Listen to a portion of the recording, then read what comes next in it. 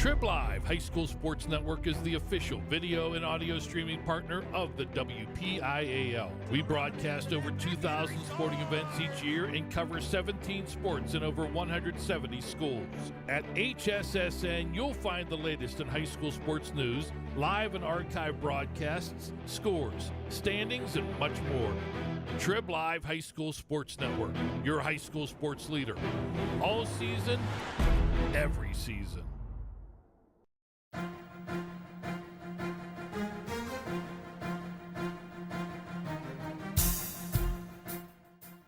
This is the Lawrence County SportsNet, powered by LCAP. Your home for the County of Champions. Has a throw to first, and that's your ball game. Union has won its first ever WPIAL championship.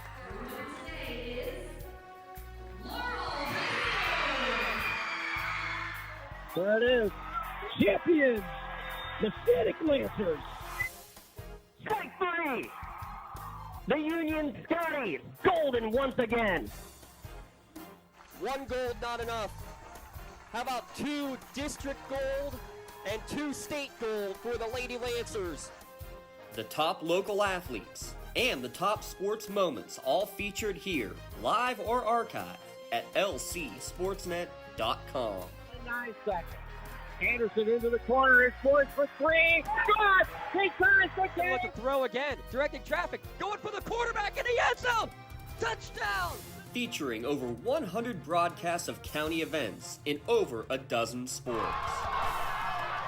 Your voice for Lawrence County sports. The gold ball headed home to Newcastle. This is the Lawrence County SportsNet.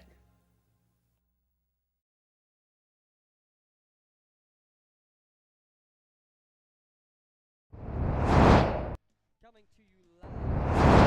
Highlands High School. Nightcap WPIAL baseball playoffs. Here on the Lawrence County SportsNet. Powered by LCAP as we have the 3-6 matchup in Class 3A quarterfinals. The 3-seed Yough Cougars taking on the 6-seeded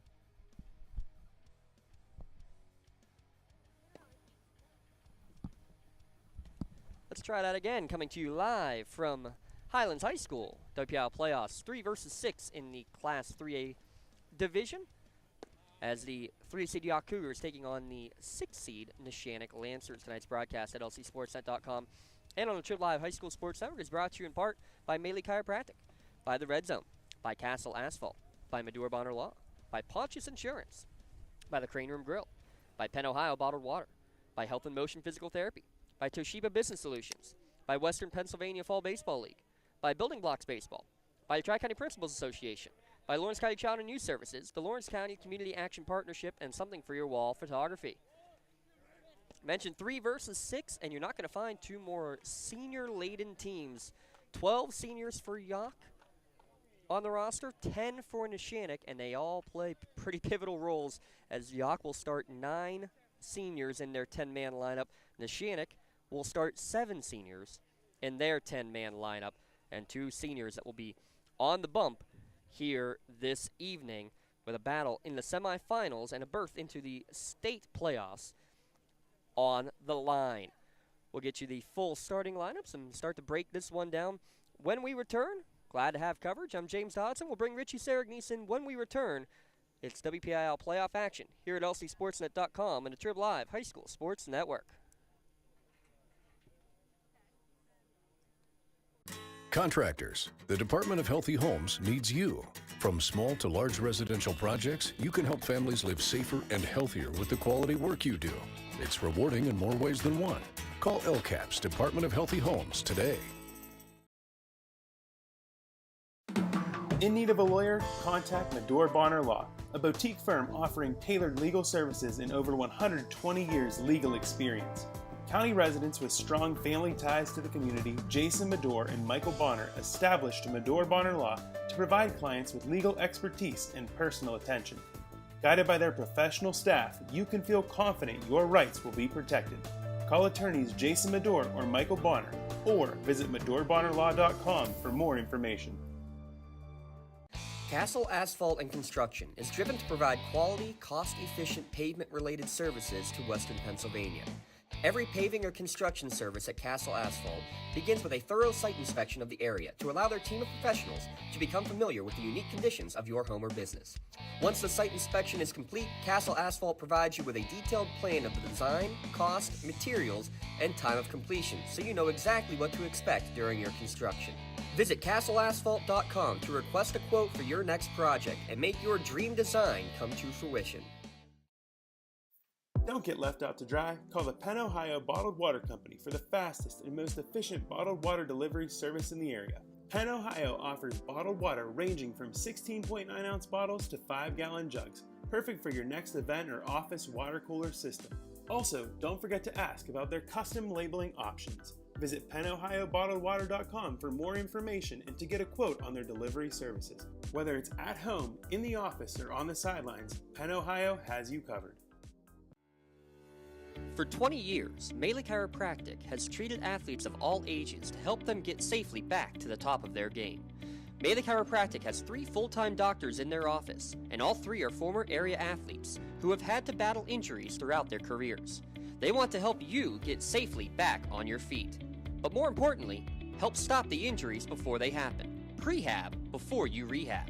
Attention all high school student athletes. During your sports season, a $25 visit to the Melee Chiropractic office includes an adjustment and/or all therapies necessary, from the athletes of tomorrow to the weekend warriors and everything in between. Let Melee Chiropractic keep you in the game. Pre-game conference happening there at home plate, getting ready for tonight's game between the Neshannock Lancers and the Yough Cougars. And I think, again, it's just impressive enough as we bring Richie Saragnies in to start talking some WPIAL quarterfinals action here. 10 Neshannock seniors and 12 Yough seniors on this roster. That seems unfathomable, especially at a lower classification, 1, 2, 3A level. Here in Class 3A, to have 10, 11, 12 seniors on your roster is insane to me. Well, that helps if we bring him in, if we turn him on a little bit here first. There we go. Yeah, normally most teams, even on your roster, you don't have 10, 11, 12 seniors. And I know going through the Yough lineup early, I believe we have 8 seniors in the lineup When today. you throw in the guy who's being DH for, it's actually 9 out of the 10 in the starting lineup. Yeah, That's right. That's some impressive stuff. I know last year they made a run in the playoffs a little bit. They got a lot of experience. Little things like that always come back to help you at the end of the day. So both sides, 2 experienced teams here, 2 really good records, 2 really good pitchers on the mound today. I think we're set for a pretty good matchup today. And it's 2 pitchers who we didn't see in the opening round games either, which I think is also an interesting route because you got James Showman, the senior, who will be throwing for the Yough Cougars, and you got Jacob Walzer, who will be throwing for the Neshannock Lancers. Again, 2 seniors who did not throw in those first-round games, and they both are... Well, they're undefeated in their record. Showman with a 7-0 record, a 1.49 earned run average. Walzer with a 4-0 record. He's coming in with a 2.7 earned run average. So we're going to see 2 strong pitchers going at it here as well. Yeah, both pitchers coming into today's matchup with some serious punch-out numbers. We've got 43 strikeouts from Showman. We have 35 strikeouts from Walzer. 2 experienced guys. Walzer has 10 appearances on the year. Showman, I know, is 7-0. Walzer heading to pitch at Westminster next year, so I'm expecting a pitcher's duel today. And I know both times I've been on the mic with you so far this year I've said that, and it's kind of panned out to be the other way.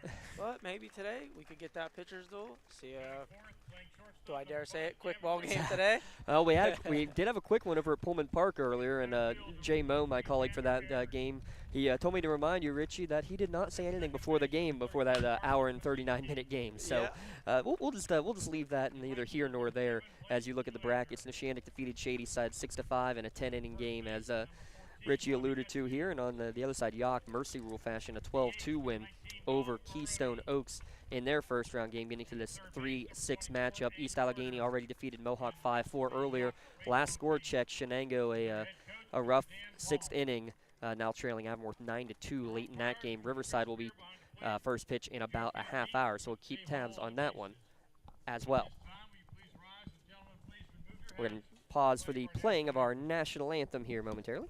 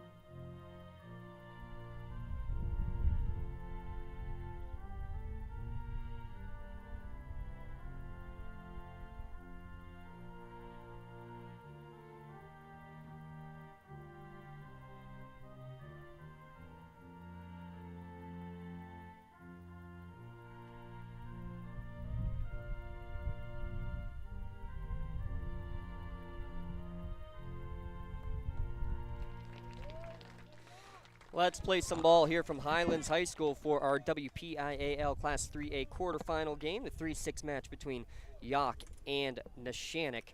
As we get ready for starting lineups, they were just announced. We'll put them up on your screen as well. The Neshannock Lancers, minus Rob Gleese being listed as right center field, obviously the right fielder, not the right center fielder there.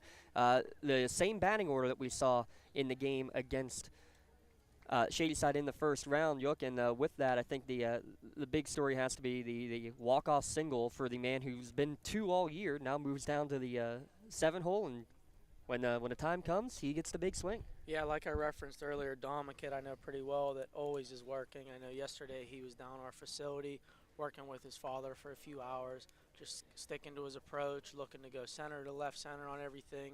Coach Q dials it up perfectly, times up to hit and run on a fastball. Dom, just as he's taught, just as he looks to do, gets that foot down, gets his hands back, laces that ball to that left center gap. Got your best or quickest guy on the team, Anthony Aiken on first. He's going to score there. Lancers executing as usual. Yeah, a couple big hits early, and then we're able to survive down the stretch. Here's the defense that Yough is going to put out there to start in this game. And again, the only underclassman is the junior in center field in Xander Ayer, but the name we're going to be watching for is this guy right a few feet in front of you. Behind the plate there is Jack Sampson. He's going to W&J, and he's quite the catcher for the Yough Cougars. Yeah, hearing a lot of good things about Sampson here behind the plate. I know he's W&J commit. Actually had some offers from a few bigger schools, a couple PSAC schools, committed pretty early, decided he just felt comfortable with them. So really excited to see him behind the plate. You know, from a pitcher's perspective, your captain on your team, your leader is that catcher. He can win or lose you a ball game back there. Can always steal strikes, get you that ball, get you an extra inch or two on each side of the plate. So I'm really excited, especially with our camera angle and where we're sitting right now, to get to study this kid, get to see what he looks like. Then I'll be able to get to watch him in the future a little bit down at W&J when he's playing them Westminster Titans. So really excited for this matchup. And I think, again, the real cool thing about our scenario here, no press box at Highlands High School, but what we do have is a chance to be right here on the all-natural surface. The fact that we can be basically right here, we can see the and get a little closer to the action, more the feel of our old school self of being coaches before the broadcasting realm here, Yough, and I think that's gonna be kind of fun to get real close and taste the dirt out there, quite literally. Yeah. Pretty nice throw there right there. We had him on a 2-0 pop. Looks like we got a pretty deceptive motion here from James Showman on the mound. So I'm really interested to see how the Lancers are going to attack him early. I know I got to talk to Coach Q a little bit about their strategy today, but I'm not going to tip too much. Not going to throw too much out there so far. Just going to settle in, see what we got here. Beautiful ball game, about 75 degrees here for first pitch. And first pitch is delivered at 7:01. Your first pitch delivery brought to you by Penn, Ohio Bottled Water. Give them a call for your delivery of your bottled water service. 1-0 pitch is going to be lifted towards center field. And again, the only underclassman going back, settles under it, is aired, and makes the catch for the first out of the inning. Yeah, beautiful piece of hitting there from Jack Gleese. Gets that ball, looked like it was kind of middle cut, maybe a little bit elevated. I know he's out on that, but that's a beautifully hit ball. Maybe one of the best balls we'll see hit today. Just laced it probably about 240, 230 out to center field. That's just the name of the game right there. So 1 down, and that'll bring up Giovanni Valentine. He swings to the first pitch for strike 1. Seeing some pretty good velocity here early from James. Yeah, absolutely. Lines, fires, high leg kick. Good hold on that one. Evens the count at 1-1 to Valentine, a .327 hitter on the season. Yeah, and that motion you're seeing from him early, where that glove, his left side of his body's kind of reaching up right about now, that can be a little deceptive towards these Lancer hitters. That might give them some issues early. Another one lifted towards shallow left center field. This time it's the left fielder, Matt Sander, who makes the catch. 2 up, 2 down here in the top of the first inning. And now Nate Rind will step to the plate. Senior catcher leads the team with 24 runs batted in on the season right now, just trying to be the first base runner of the game for the Lancers. Yeah, I'd love to see the Lancers get a little deeper in counts today. Last week when we were calling that game, just a lot of 1 to 2 pitch outs. I'd love to see them try and get this pitch count up, settle everything down, really make him come to you. Where early we're seeing the Lancers bats kind of chasing elevated in that zone. Love to see him just slow everything down and get a little bit deeper. Well, right to your cue, a 2-0 count to Nate Rind. That one catches the outside corner, now 2-1. You know, just a really nice at-bat so far from Nate. Looked like he's on time. He looks like he's locked in. That one's downstairs. Wow. Makes the count 3-1 here to the third batter of the game. 2 down in the top of the first. 3-1 pitch. Just got under it. Popped up on the right side of the infield for the third out of the inning. So 1-2-3 inning, and all of them getting up in the air. What's usually the biggest culprit for that to happen there? Yeah, looks like the timing. Looks like the Lancers are just a little bit late getting their foot down, getting set. So that could be, as I referenced earlier, kind of that motion of James on the mound where he's kind of throwing that left side up in the air a little bit more than what you would normally see. So that can mess with the deception where that ball's popping out of his hand a little bit quicker than kind of what it looks like. I think it's going to take the Lancers a little bit of time to adjust to this. I'd like to see them, kind of like I talked about in the last round, almost, I don't want to say two-strike approach, but just try and get that foot back, or the hands back just a little bit sooner, get that foot down a little bit sooner, and just think about that right center gap. Just try and keep everything single, one base at a time. We're taking a look now at the Yough batting order here for today's game, and the pitcher batting first and catcher batting second. Feels like old school youth ball the way they have that lineup set up. But again, the only junior, Xander Ayer. The rest are seniors. 9 of the 10 seniors are in the starting lineup today for Coach Dan Palm, his first season with the Yough Cougars. Yough at 16-5 overall, Neshannock at 16-4. As we now take a look at the Neshannock defensive alignment, brought to you by Medore Bonner Law. Make sure you have the best defense behind you, MedoreBonnerLaw.com. And make sure you protect your possessions with a community firm with a personal connection and individualized service. And again, you see the 3 Gleases out there, and not Andrew Moses on the hill. Let's get that graphic fixed. It is Jacob Walzer, and you got some numbers on Mr. Walzer for the starting pitcher today for the Neshannock Lancers. Yeah, Jacob, a Westminster commit, senior here. He's 23 in the third innings pitched, 35 strikeouts, 18 walks, 4-0 record, 10 appearances, 7 starts. A guy I know pretty well. He's a fastball splitter, curveball guy. Early in the counts, I'd really like to see him attacking, kind of like we saw from James early, where here's my fastball, let me see what you're going to do with it. Love to see that with Jacob. I know by talking to him, working with him a little bit, sometimes he can get a little deep in counts, maybe spinning a little bit too much. Early, I'd love to see him not be so fine, meaning here, like I said earlier, here's my fastball, let's see what you're going to do with it, then we can always adjust from there. I love the uniforms, by the way, for the Yough Cougars. First pitch misses just upstairs for ball 1 to Showman. Little camo look with the bright orange numbers. Yeah, definitely stick out. I don't know if I've ever seen the camo on the orange before. 1-0 outside, just missed, makes the count 2-0. Yeah, it's I'm not even sure that's legal NFHS in a couple years with the new rules of the distinct colors. Fastball, this one catches the top of the zone, makes the count 2-1 to the leadoff batter, a .458 hitter, James Showman.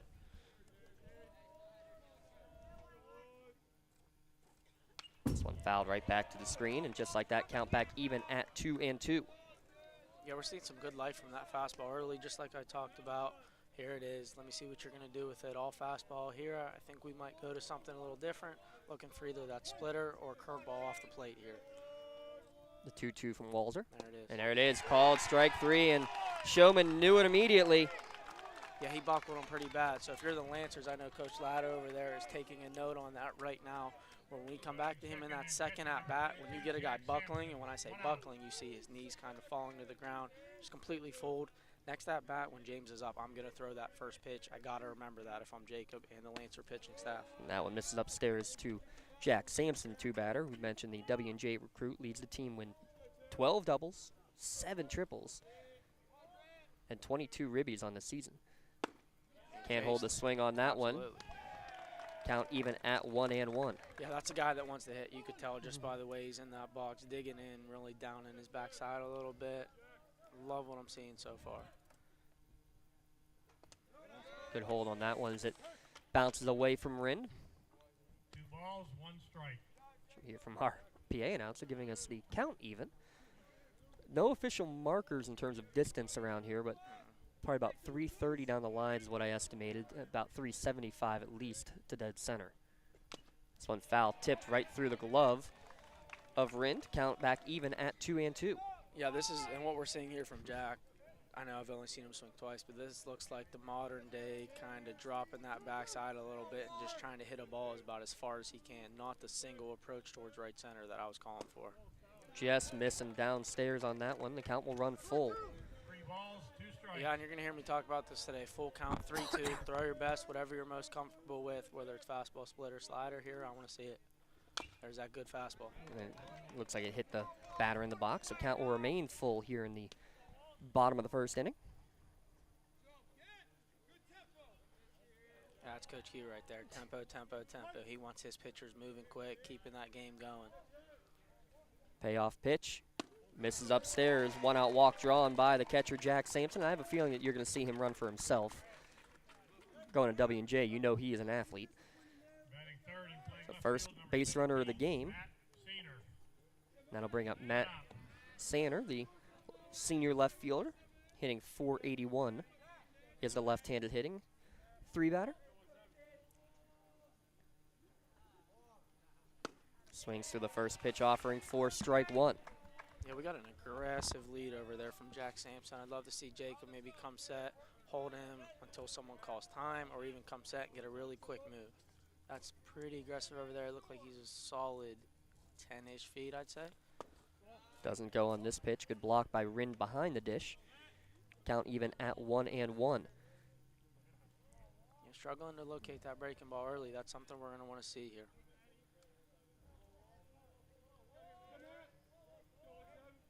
There goes the runner, squaring a bunt, throw down to second base on a bounce, and getting in there with a head-first slide is Sanner, and that one right there with the stolen base. The throw down to second from Rind on turf, that's almost perfect because that's what you wanted to do. On grass, would you rather see it go straight to the air, or is that something you can even try to adjust? Yeah, no, I mean, I think that's something that we can adjust. Nate playing on a turf field up in Neshannock at Kirkwood Field, he's used to that, probably just in the moment. It caught him.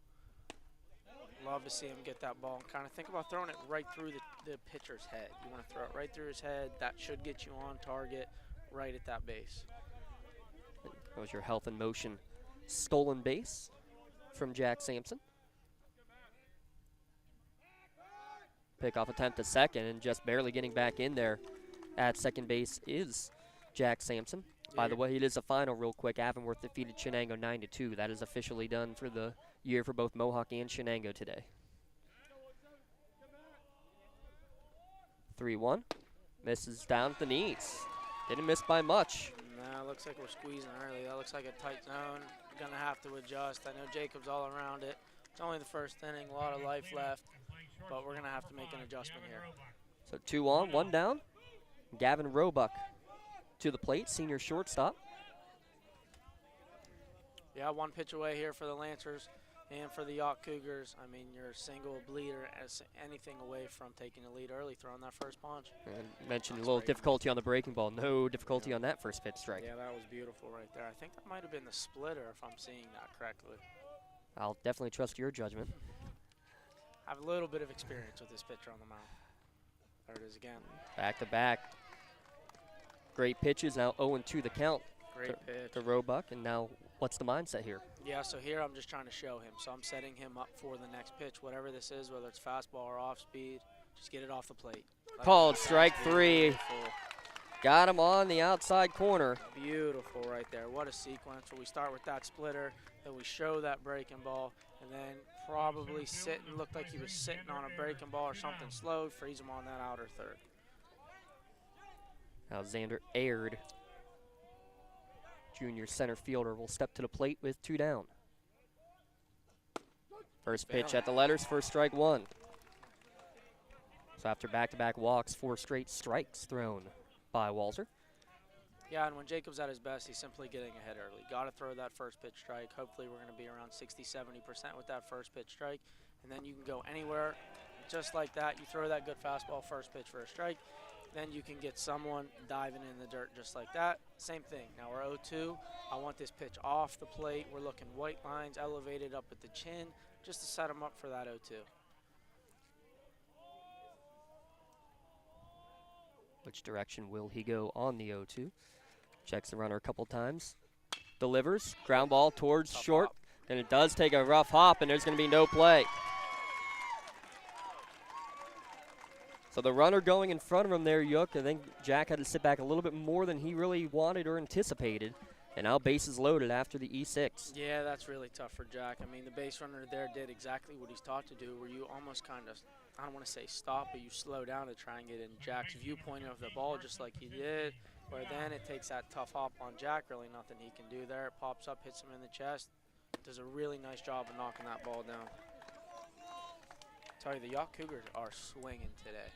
They are going to go down and get their money's worth. Love to see this. You know, one foul tipped into the glove. Now, same thing. We had 0-2 on that last batter. It was an executed pitch. If it's on the Kirkwood field or turf, we're out of the inning. Got to execute this. Get to the 1-2. Got to be a strikeout or a ball here. Called strike 3. Good pitch. Painting that outside corner. So Walzer, a couple of walks and an error in the inning, but he strikes out the side and leaves the bases full of Yough Cougars. We've played one here from Highlands High School. We got a good one. Yough and Neshannock scoreless here at lcsportsnet.com, powered by LCAP. No two companies create the same way. Toshiba empowers the art of business by uniquely enabling businesses to work with tools designed specifically for them. In a constantly evolving world, business communication must be agile, efficient, and fast. Toshiba is the company that helps you manage it all, from paper to digital to screen and back again. Toshiba, empowering the art of business. Building Block Baseball is a local organization dedicated to and actively involved in teaching and development of local baseball talent. 3B provides weekly baseball seminars from January through May to enhance local baseball knowledge for players, coaches, and parents. Building Block Baseball is available for one-on-one development programs, team instructions, and group sections. 3B also provides Lawrence County with their own collegiate summer baseball team. The 3B Barons showcase top collegiate baseball talents of the area. Visit buildingblocksbaseball.com for more information and for their free downloadable documents and videos. Whether you're just learning the game, playing in college, or coaching a team, 3B can get you the building blocks of baseball today. Castle Asphalt and Construction is driven to provide quality, cost-efficient pavement-related services to Western Pennsylvania. Every paving or construction service at Castle Asphalt begins with a thorough site inspection of the area to allow their team of professionals to become familiar with the unique conditions of your home or business. Once the site inspection is complete, Castle Asphalt provides you with a detailed plan of the design, cost, materials, and time of completion, so you know exactly what to expect during your construction. Visit castleasphalt.com to request a quote for your next project and make your dream design come to fruition. 0-1 to count to Grant Melder to begin this top of the second inning. Now 1-1 to the Neshannock cleanup hitter. Melder, Fry, and Jake Rinn due up here in the top of the second. Downstairs, and tell you what, I didn't get the names of our home plate umpire, but I like the consistent zone, especially down at the bottom of the zone, not giving anything down there. Yeah, really not giving much at all down. And looks like he's giving a little bit up today, so he wanted that one. It looks like he is not giving anything down at the bottom of that zone. You can see James Showman, and I know last inning Jacob Walzer really wasn't getting too much down. Pitcher's got to adjust. That ball's hit. And it's slicing foul. And interesting, too, so there is no fence down the first and third baseline once you get past the dugout. So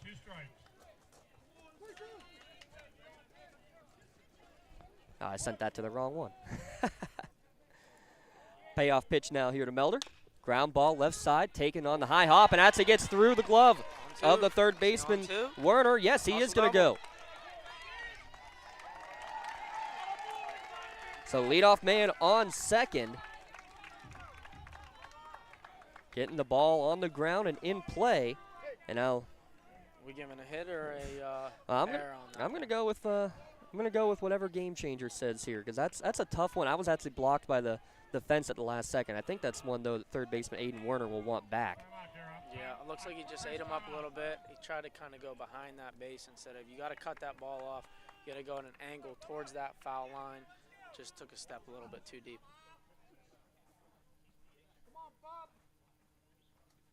Confusion with the lineup, and it should be Fry, the fifth hitter, DHing for the pitcher, Walzer. Would we give him here in the scorebook? Looks like we gave him an error. Yeah, error. I got to agree with that one. Probably, yes. This field's playing a factor early. I know it looks beautiful here. It looks like we're getting a hard surface maybe from what my assumption is. Balls are really bouncing, so look for this to play a factor late in this game. Swing and a miss from Fry. A 370 hitter, 14 ribbies on the year for the senior. Pitched 5 1/3 innings in the opening round game against Shadyside Academy. Yeah, I believe it was 4 1/3, 92 pitches. He lifts this one towards deep right center field. The center's going to left make the early. catch. Melder did leave early and had to make his way back. Kind of anticipated a little bit too much, and I think he might have dropped the ball. the ball did go down. They are going to confirm that he did complete the catch. Yeah, and little mistake there by the Lancers. That's an executed job. That's a quality at-bat for those out there that take quality at-bats. That is one where he hit that ball to the right center gap. Grant, he's going to get to third as long as, it goes back some tags. Just left early. Not too sure why he was jumping early where he could walk in there. Another one, though, popped up towards shallow center field. Yep, not on that one. And that one almost overrunning it, Xander aired. So no doubt about hanging on to both of them, but that's the third that he's put out. So after the leadoff error and getting to second base, back-to-back flyouts, and now it's 2 down. Yeah, only 19 pitches through an inning and 2/3. Lancers, they're hacking. They're just sticking to their approach, not really trying to get that pitch count up. Now Dom Cubelis to the plate from one sophomore to the next. He watches the first pitch strike on the outside corner. Cubelis, who played the hero in the bottom of the 10th with that walk-off double, as Yough described earlier. 0-1 the count. He drills this one towards right field, and it's going to be caught, though, on the line by Blake Eulander out in right. So a couple of hard-hit balls in the inning. The leadoff reach on error is squandered. We'll go to the bottom of the second inning. Still scoreless between Yough and Neshannock here on the Lawrence County SportsNet and the Trib Live High School Sports Network. I love what I do because coming in every day is different. How can you not enjoy these kids coming up and hugging you and giving you these great smiles all throughout the day? Seeing the progress that our kids make every single day is one of the reasons I love coming to school. What should we do? We have fun. LCAP Early Learning Centers is hiring. Help empower young minds in Lawrence County and become a superhero today. Apply at lcap.org.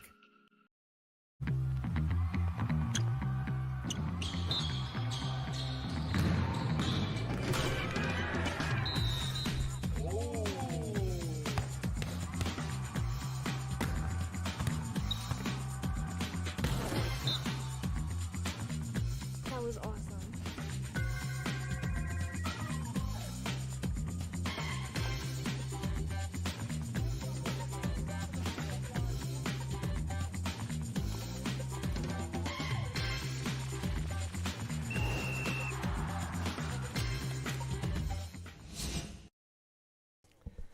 So a pair of efficient innings for the Yough senior right-hander. That's James Showman throwing 21 total pitches through the first inning, or first 2 innings, I should say. Yeah, rule of thumb is normally 15 pitches or less an inning. I mean, 3 batters or less a pitcher. I mean, he's way ahead. Pitch counts on par for a complete game today. Hopefully I'm not putting the announcer's jinx on him, but I'm liking what I'm seeing. Both pitchers attacking early, filling up that zone. So Walzer in his second inning of work and left the bases loaded, did Yough, but 26 pitches compared to the 10 and 11 thrown so far for the Yough right-hander. And first 2 pitches missed downstairs to Blake Eulander. 7-8-9, Eulander, Etsy, and Werner, who are due up.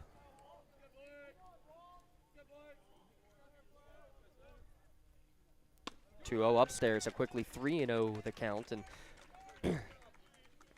pitch count can become an issue, but again, both these teams pretty strong, pretty deep pitching stats if it comes down to it. We already saw Neshannock go through one long game, 10-inning game in that one, but a leadoff walk, and those are the worst kind of walks.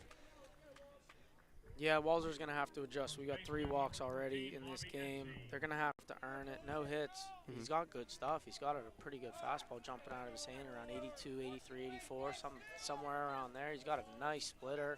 nice curveball, and he can also throw a slider at times. So you just got to attack and trust his stuff.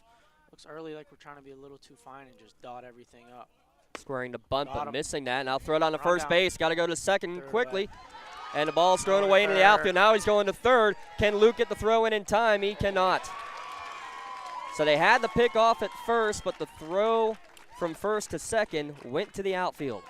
Yeah, and on that play, once that first baseman catches that ball, he's got to establish a lane where it looked, I know it's tough from my angle right now, but it looks like Grant caught that ball on the inside part of the base, kind of threw it to the outside part of the base, where there you just got to keep everything inside. Jack, your shortstop, is setting up inside that base. Just playing catch at that point, kind of rushed it, I think. Good hold behind the dish there from, or at the dish from Etting. A good block from Rin behind the plate. Infield is playing normal depth. Here with nobody down and the potential first run standing 90 feet away. Actually, now I say that, and Gio steps up at third base in front of the bag. Count now 1-2. Yeah, and I think with that lip over there, we see how the infield's playing pretty hard, pretty tough early. So the third baseman, I'm guessing he's going to be up in front of that base mostly, if not all of today. Here's the 1-2. Breaking ball just broke around the inside corner. Good pitch.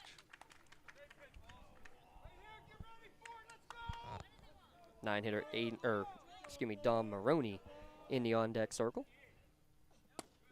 This one just misses downstairs, and the count goes full. Again, not missing by much here, but missing more than you would want to see. Yep. Like to see him trust that stuff. Payoff pitch. There it is. Line drive, pop up towards right field. Gleese going back and backpedaling, and because of that, he's going to catch it and drop it. And they're going to give that one as a drop. Wow, that's the same thing. That's the exact. Wasn't it the exact same on the last one? Oh.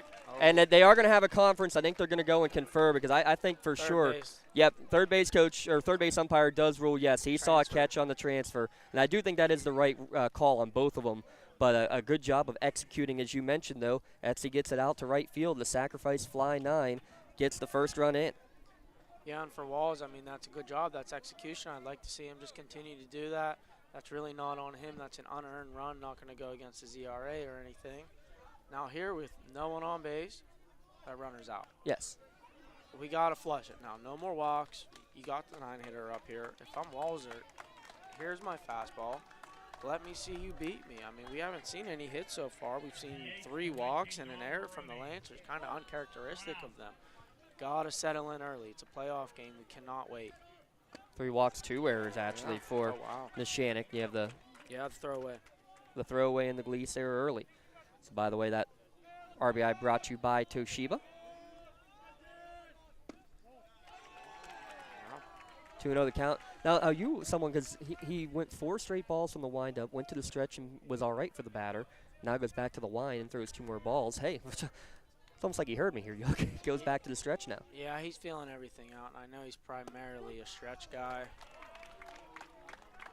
Gets that one there at the bottom of the zone. Now, I'm guessing he's also going in between his 4-seam and his 2-seam, which are 2 different variations of his fastball, where one's going to move, one's going to stay straight. That looks like that's running a little bit. I'm guessing that's his 2-seamer there. Count now even at 2-2.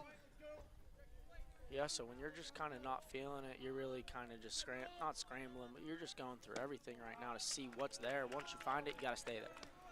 And right now, again, with a tight, consistent zone, not getting much benefit of the doubt on some of those, especially down at the knees. But again, very consistent early on. Love to see that. No, he is not flinching from his zone back there. Swung on and missed. Strikeout number 4, first time through the lineup. So as you kind of alluded to, stuff's working. Just need to do what they can to avoid the free base runners, because Yough with a run, but without a hit. Yeah, and like I said last time when James was up, he really fooled him on that breaking ball. I talked about wanting to start him off with one here. I'd love to see it first pitch. He buckled him bad on that last one. See if he starts him here. Resetting. See, this is something you love to see from a pitcher, kind of slowing that game down, really taking charge. I think that was that splitter there. That looked like a splitter to me. And it, again, looked like he was a little unsure behind the dish, or at the dish. Yeah. Maybe stay slow with him. There's a fastball. Yeah, looks like he's guessing up there and didn't like that call. I know he's going to remember that one when he's on the mound. How much of that note-taking do you make for, or even just mention in your head, like, I better get that same call? Yeah, and it all depends on the player there. I know when I was playing, I was a guy that I was almost over-analytical. I was thinking through, I was 2 pitches ahead on what I was doing. Where some guys, a lot of old teammates of mine, they're just kind of going with the flow. They're just playing the game or relaxing, which is really good. Or you can be someone like myself who's just a serious thinker. I'm really trying to take notes as I'm going through this game. Really, there's no right answer to that one. 3-1 the count now as this one's popped up on the right side of the infield. It's going to actually go into foul territory. Melder in foul territory will make the catch to retire Showman and end the inning. What a run scored with a walk and an error. Nobody left on the bags. Yough with a 1-0 lead at the end of 2 innings. We'll be back in a moment here at lcsportsnet.com, the Trib Live High School Sports Network. Are you looking to make a difference? Well, here is your opportunity. Lawrence County Child and Youth Services is looking for compassionate foster parents now. If you are over the age of 21, in good health, and wanting to help a child in need, we're in need of you. Receive free training and compensation by becoming a foster parent. Call 724-658-2558 and let Bill, Brooklyn, and Heather get you started. Make a difference and become a foster parent today.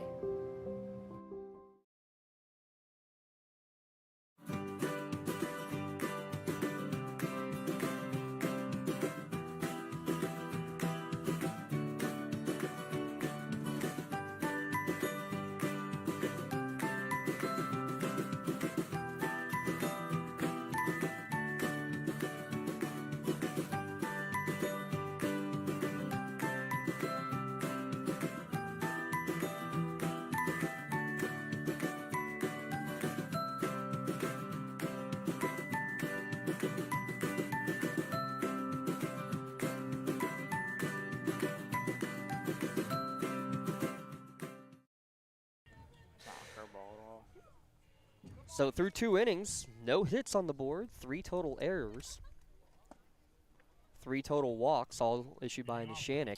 And with that, a 1-0 lead as a run scored last inning on a sac fly. That sac fly RBI brought to you by Toshiba. Make sure you give Dale a call at 412-290-2156 for all of your print output devices and digital workflow solutions. So first batter of the top of the 3rd inning. That's the first out-of-control pitch we've seen from Showman, who's been very efficient. 10 pitches in the first, 11 in the second, but that one nearly took our camera out.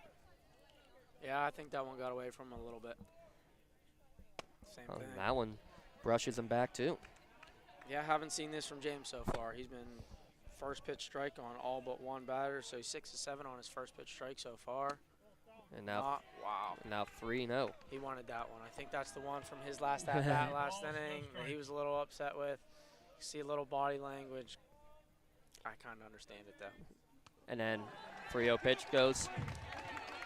And Luke immediately turns and encourages his team because that's the first base runner on the free pass. That's a hit batsman officially. Hey, and if you're the Lancers, you will take that. I know ideally we don't want anyone to get hit, get hurt, but in a playoff game, I'm willing to sacrifice whatever it takes to get on base. If it means I got to get hit, then I got to get hit. I'll ice it later, worry about it tomorrow. 5th time Luke Gleese has sacrificed them bones. Now Rob Gleese at the plate. Might he be? Might be seeing a bunt here. I was going to say, might he be sacrificing something else? I think so. 9-hitter with Jack coming up next. I'd like to see a breaking ball here. Long pause. He does square. Bunts, though, and it is foul. Looked like didn't quite get the barrel all the way up on that one there. Yeah, and that's on the pitcher there. That is tremendous stuff that we're seeing from James, where everything through that first at-bat was quick, speeding up. Came set, slowed everything down, kind of got that base runner to go back onto his heels a little bit. Your guy at the plate where he's bunting kind of drops that barrel a little bit. That's just amazing stuff. It's the little things that wins these playoff games. And then a breaking ball to complete the 3-pitch strikeout. First strikeout of the game for Showman. His 44th of the year, and you want to talk about good numbers, 43 Ks and 14 strikeouts coming into today's game. Now, did we get an answer? Do we know if he's going to play anywhere in college? We did not hear anything official. No, we did not. This is an impressive guy, and I know there is specifically one college in attendance today. If there's any others, I might be going to talk to this kid after the game. This is some impressive stuff, how he's holding here. First pitch upstairs to Jack Lease, flew out the center field in his first at-bat. By the way, you want to give a big shout out to Coach Q, as always, giving us great information, but great stuff from Dan Palm, the first-year coach here at Yough. Asked if he could send a lineup and any little info, and he sent me a novel, it felt like. Ground ball towards short. Only play is going to be to first, and good job to recover by Roebuck to get the out at first, retiring Jack Lease. Luke will go to second on that ground out. Yeah, and this field is playing a factor already. I mean, that's the third ball now we've seen that's kind of jumping. This thing is playing hard. I don't know if they watered it, but it doesn't look to the eye like anything was water other than the mound maybe. A little bit at home plate when we were setting up between games, Yeah, this infield is playing fast. I mean, these infielders normally are taught to attack that ball, work through it. Obviously, we still want to do that, but with how quick this thing's playing, I mean, this is going to be a factor in this game. First pitch, foul back to the screen for Giovanni Valentine. I love what I'm seeing here from James early on the mound. He is competing, even as at bat. I know he struck out on his first at bat and an F3 in a second, but he just looks like a competitor. This kid is all about the grit. I love what I'm seeing right now. And working ahead too now. Other than that 4-pitch hit batsman to begin this inning, he has been ahead. Yeah, and it's going to happen sometimes. You're going to hit guys, you're going to lose it for a pitch or two, but the key to that when you lose is how quick can you rebound? Or we saw Walzer lose it for a few batters in a row. I mean, James is right back in that zone. So talk you through right there. Fastball upstairs, so what is that setting up here coming on the 1-2? Yeah, and I mean, off that, not ideally where we want to miss that elevated, but you can really spin something down in the dirt here. You can go anywhere. You can go in on the hands. There it is, and it gets the swing and the miss on the curveball to end the inning. So the leadoff hit batsman doesn't lead to anything as that runner is left stranded at second base. Yough leading 1-0. We'll keep it right here as it's time for our Melee Minute, as we'll take a look at what's going on in the softball world across Lawrence County.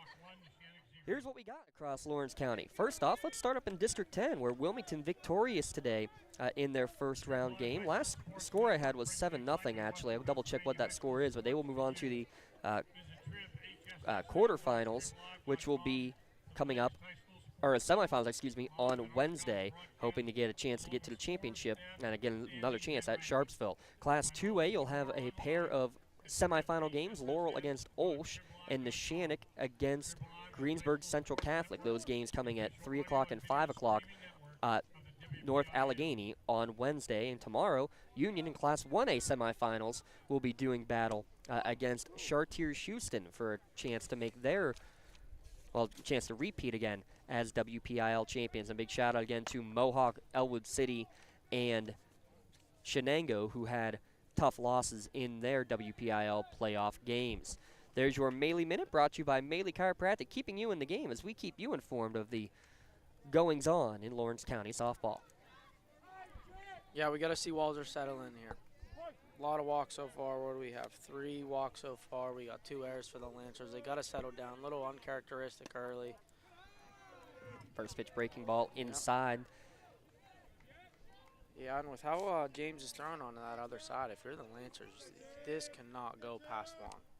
Now, for the Cougars on the other side, with how well your pitcher is feeling right now, James is in his zone. You could see by his body language. If you can expand, I mean, you really aren't going to need too many runs to win this game. Line drive right back through the box for a base hit. Paying attention. Wow.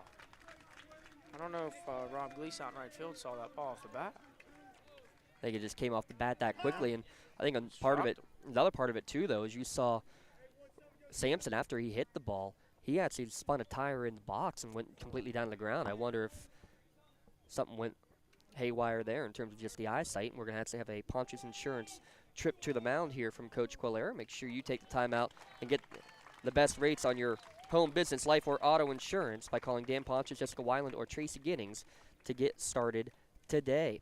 We are going to have a pitching change, and it's going to be Cam Foy who will be coming to the mound. We'll get you the numbers on him when we return in a moment here at lcsportsnet.com. Lawrence County SportsNet, powered by LCAP. When it comes to protecting those you love, the businesses you've built, or the things you've earned, you need someone you can trust. Who better to protect your interests than a local insurance agent? Pontius Insurance is a team of local agents helping local residents in Lawrence County and surrounding areas, specializing in auto, home, business, and life insurance. Come see Dan Pontius, Jessica Weiland, Tracy Giddings, and the rest of the team at Pontius Insurance and receive the personalized service you deserve.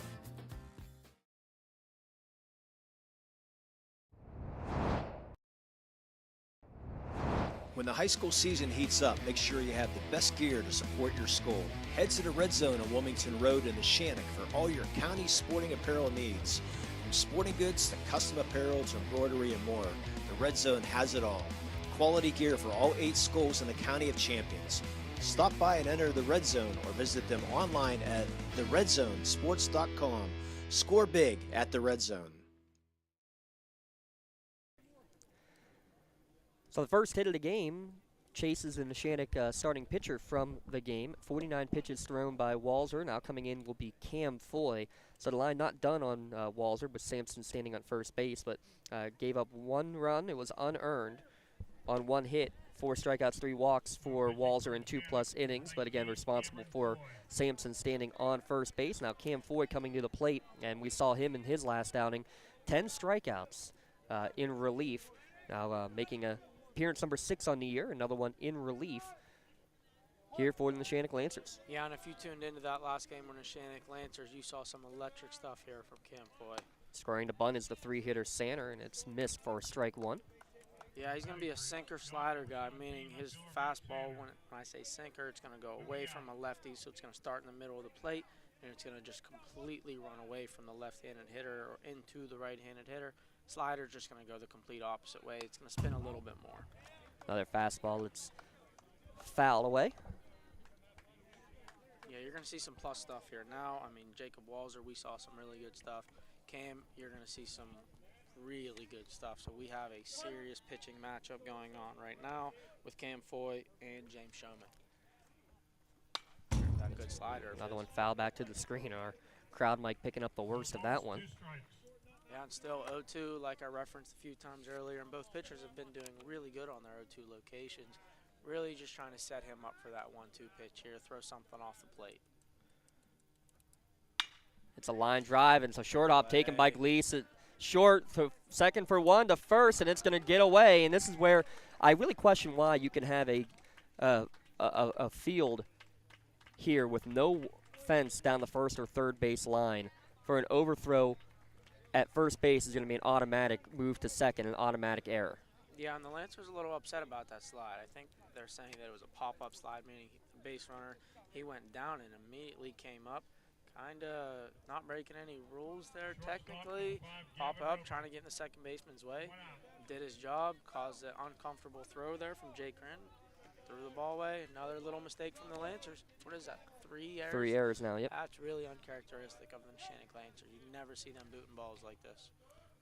First pitch in there for strike 1. And Foy and Walls are both very similar in terms of, height, body structure, but how different is it when you have somebody throwing, more over the top versus Foy, who can go 3/4 or even drop down full sidearm like he did on that 0-1 pitch? Yeah, no, I know they're both pretty tall guys. Cam's got to be at least, 6'3", 6'4". Jacob, same thing, 6'3", 6'4", but both have completely different deliveries, where Jacob, straight over the top, throwing that heavy sinking ball.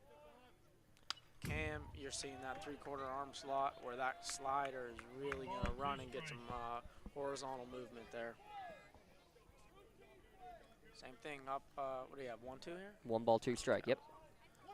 Still, when you're ahead with the base open, this is your location here for the pitcher. Got to be a strikeout. Ooh. Hit his spot, just barely missed. He wanted that one. And that, just like I was saying, 1-2, you still got 2 more pitches to play with. Kind of just setting them up here for this 2-2 pitch. Probably a slider coming here if I had to guess. Time granted in the box. Dan Palm mentioned first-year head coach for the Yough Cougars. Assistant for the last few years. He's coaching down at third. Jim Schaefer over at first. Swung slider. On and missed. Right on cue with that slider.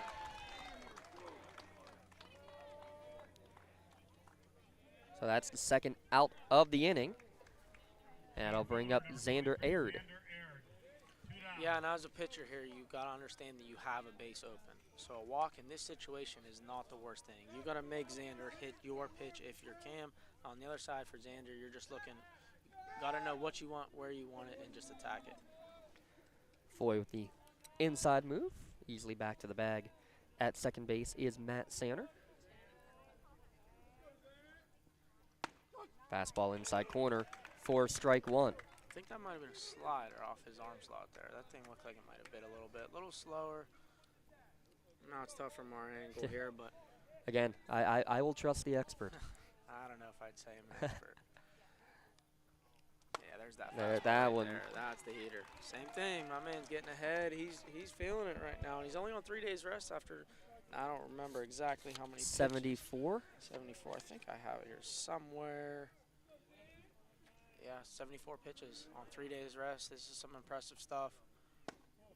Just missed outside. Hit his spot, but Rin setting up just on the outside corner. Makes the count 1-2 here in the bottom of the third of this Class 3A quarterfinal game. That's a good miss right there. Still got 3 more pitches. Got to hit your spot again. That one off the plate. Count even now at 2-2. So now as a pitcher, when I throw a ball off that plate and I see Xander kind of diving across that plate with his body, I'm thinking I can attack right at his hand. So if I'm Cam, I'd like to see that fastball up and in maybe. He threw a slider or that. Get him to chase and get back-to-back strikeouts. We'll take that as well. That'll work too. It will work. No runs. 1 hit, 1 error, and a runner left on the bags. 3 complete. Yough with the 1-0 lead in the 3-6 match here at lcsportsnet.com. When injuries get you sidelined, don't trust just anyone to get you back on the field. Visit Health in Motion Physical Therapy in Shenango Township. They want to get you back to the top of your game as quickly as possible with certified orthopedic and manual therapies. At Health in Motion, you receive quality one-on-one time with a board-certified physical therapist. Get the next generation of physical therapy to help in your recovery. Health in Motion is the first PT clinic in Western Pennsylvania to use the Nuvie, the neurobioelectric stimulator, in their therapies. Their technologies can reduce your time on the sideline from 3 or 4 weeks to just 3 or 4 days. Don't wait for months to see improvement. Notice a difference after your first visit to Health in Motion, keeping you moving. Looking for a unique way to expand your business? Advertise on the Lawrence County SportsNet and be seen by thousands of viewers in the area and around the country on over 100 broadcasts each year. Visit lcsportsnet.com and click Advertise with LCSN.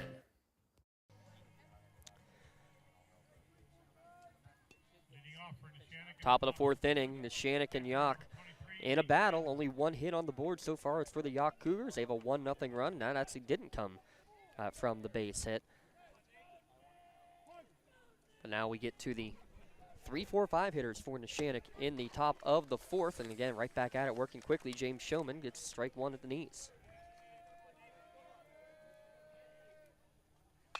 Rin lined this one, but just fouled down the third baseline. And quickly up 0-2 is Showman. I wish I had the strike percentage on the year for Showman, because he's been pretty phenomenal in terms of that strike percentage here today. Yeah. This is was chopped towards third base. Tough hop, and that's going to get Rind on base.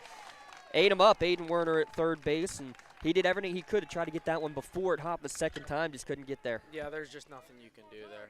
Now I don't want to say complain a little bit, but when we got a WPIAL quarterfinal playoff game here, I know this field looks beautiful, but this thing is not playing very friendly. Kinda, I don't want to say questionable field choice, but this is tough on both teams. It's playing a factor. I'd love to see a game where the field is not playing a factor. We've seen, what, 4 errors already? 5 now. errors. This is, from both of these teams, you got 16-4, 16-5. I know the Neshannock Lancers don't boot balls. This is tough to see so far. You just hate to see it for the pitchers. Melder requests time in the box, and it is granted. Yeah, Yough, I was told, played here in the playoffs each of the last 2 years. I believe their loss to Mohawk in the quarterfinals also was here at Highlands High School. This one's fouled down the first base line and out of play. And, you know, well, we saw that at Shaler, too. We had to talk about that where Shenango and Mohawk played each of their 2 games. I heard the broadcasters say at least 3 or 4 times in those games in the first round on Thursday, a tough luck double with a bad bounce in the outfield. Just the ball that just randomly hit and skipped to the right. Like, how does that happen? It's unfortunate that would happen in any game, nevertheless a postseason game. But like you said, here we are, and we've seen 5 errors, and I would say arguably 3 of them are field related. Yeah, I know the first one on Gleese was for sure. That one there for sure. it's part of the game, though. Let's see who can adjust, who can play to their advantage. Runner goes, hit and run, and it's just inside the third base line and fair. Rounding second, heading to third, and this ball barely stays in play. Now it is out of play. And they're going to have to send runners back. No, did he carry it out of play? He carried it out of play. He carried it out of play. So that's what they're going to talk about because that ball was in play, and then the fielder carried it out of play. Absolutely, absolutely. He took that ball in play and went out of play 100%. If he carries it out of play?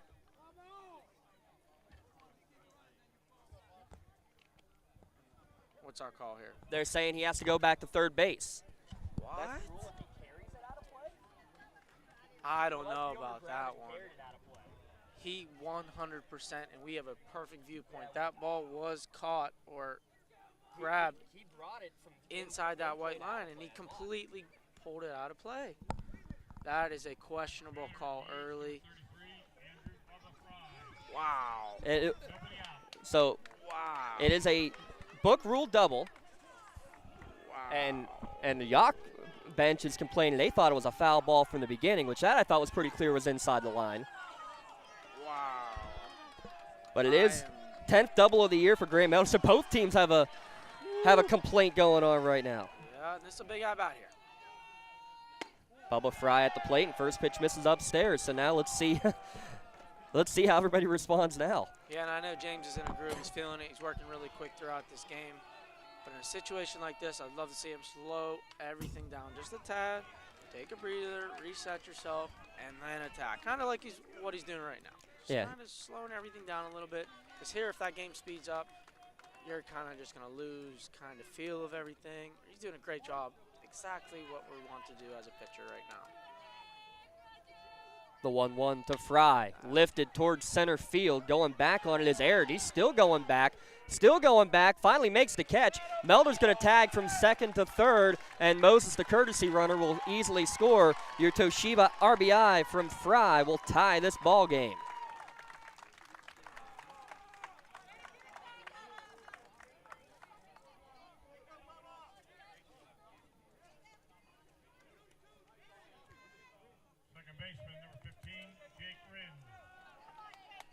Yeah, and for the Lancers, rule of thumb, man on third, less than 2 outs. I know ever since I was playing in 2015-16, the Lancers harp on this every single day at practice.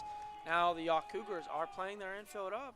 Only the 4th inning. I like it, though, with the way this infield's playing. Yeah, I think in general you might almost have to start playing your infield there. Yeah. Ground ball, third base line, foul. It looks like he's starting to throw that changeup a little bit. I know he's slowing his delivery down a little bit, but with how quick he's moving and how quick he is to the plate, that's going to play a role. Lancers got to adjust and understand that he's starting to mix in that changeup now. 1-1 to count. Jake Rinn now at the dish with one down. Off the end of the bat and fouled towards the first base dugout this time, 1-2. Jake Rinn, a .314 hitter on the year. He and Dom Cubelis, both members of the Youngstown Pony League World Series team, made it to the semifinals there in Washington County a couple years ago. Now the 1-2 to Jake. Breaking ball fouled back and out of play. I will say this, in terms of Highlands High School, extremely hospitable here. They've been absolutely great. I love the view along the hill behind us to see the game. So no complaints about that. No complaints about our setup, to say the least, either. No, I think we're nice today. Swung on and missed. Good pitch there up in the eyes from Showman to get the strikeout and get Rinn to chase. And that's what we were talking about earlier. On that 1-2, when you have first base open, it's okay to miss high just like that. You're going to get a batter to chase the pitches like that. Or instead of just being middle, it's only 1-2. If we miss, it's 2-2, no worries. Now Cubelis steps up. First pitch misses outside for ball one. And again, a good miss there. Melder still standing at third. Swung on and missed there by Cubelis. His 11th RBI of the year was a big one. It brought in the winning run in the first round victory over Shadyside Academy. This one lined on the first base line, but just foul. Again, we're in that 1-2 So if you got first base open as a pitcher here, I'm really going to my best, but I'm going to show it off the plate, so I'm going to live white line to white line, above the hinge, below the knees. As a pitcher, that's where you're taught, at least in college. That's your 1-2 zone, where you're not really throwing anything inside of that box. Again, we said under the knees, above the hands, white line to white line. You got 3 pitches to play with here for James. The 1-2. Misses high and away, counting out even at 2-2. So there you go. There you get the high eyesight up. That's when you're looking now. Something back down low and in. Yeah, now we go back to attack mode. So whatever it is, I know he's throwing his fastball at a high percentage today. Probably just going to challenge here with a fastball, but still you're kind of living on the corners here a little bit. 2-2. Another one roped but fouled on the first base line. He's on it. Dom's on it. His timing's good. When Dom is at his best, he is pulling the baseball just like that. So for James, I'm seeing he's kind of on my fastball right now. 2-2. I know we showed the curveball a little bit. I might sprinkle in a changeup. That way if I miss, I still can go back to my fastball. Got maybe something a little different, but again, with the life his fastball has, you can always challenge. 2-2 misses upstairs, and a count full to Cubelis.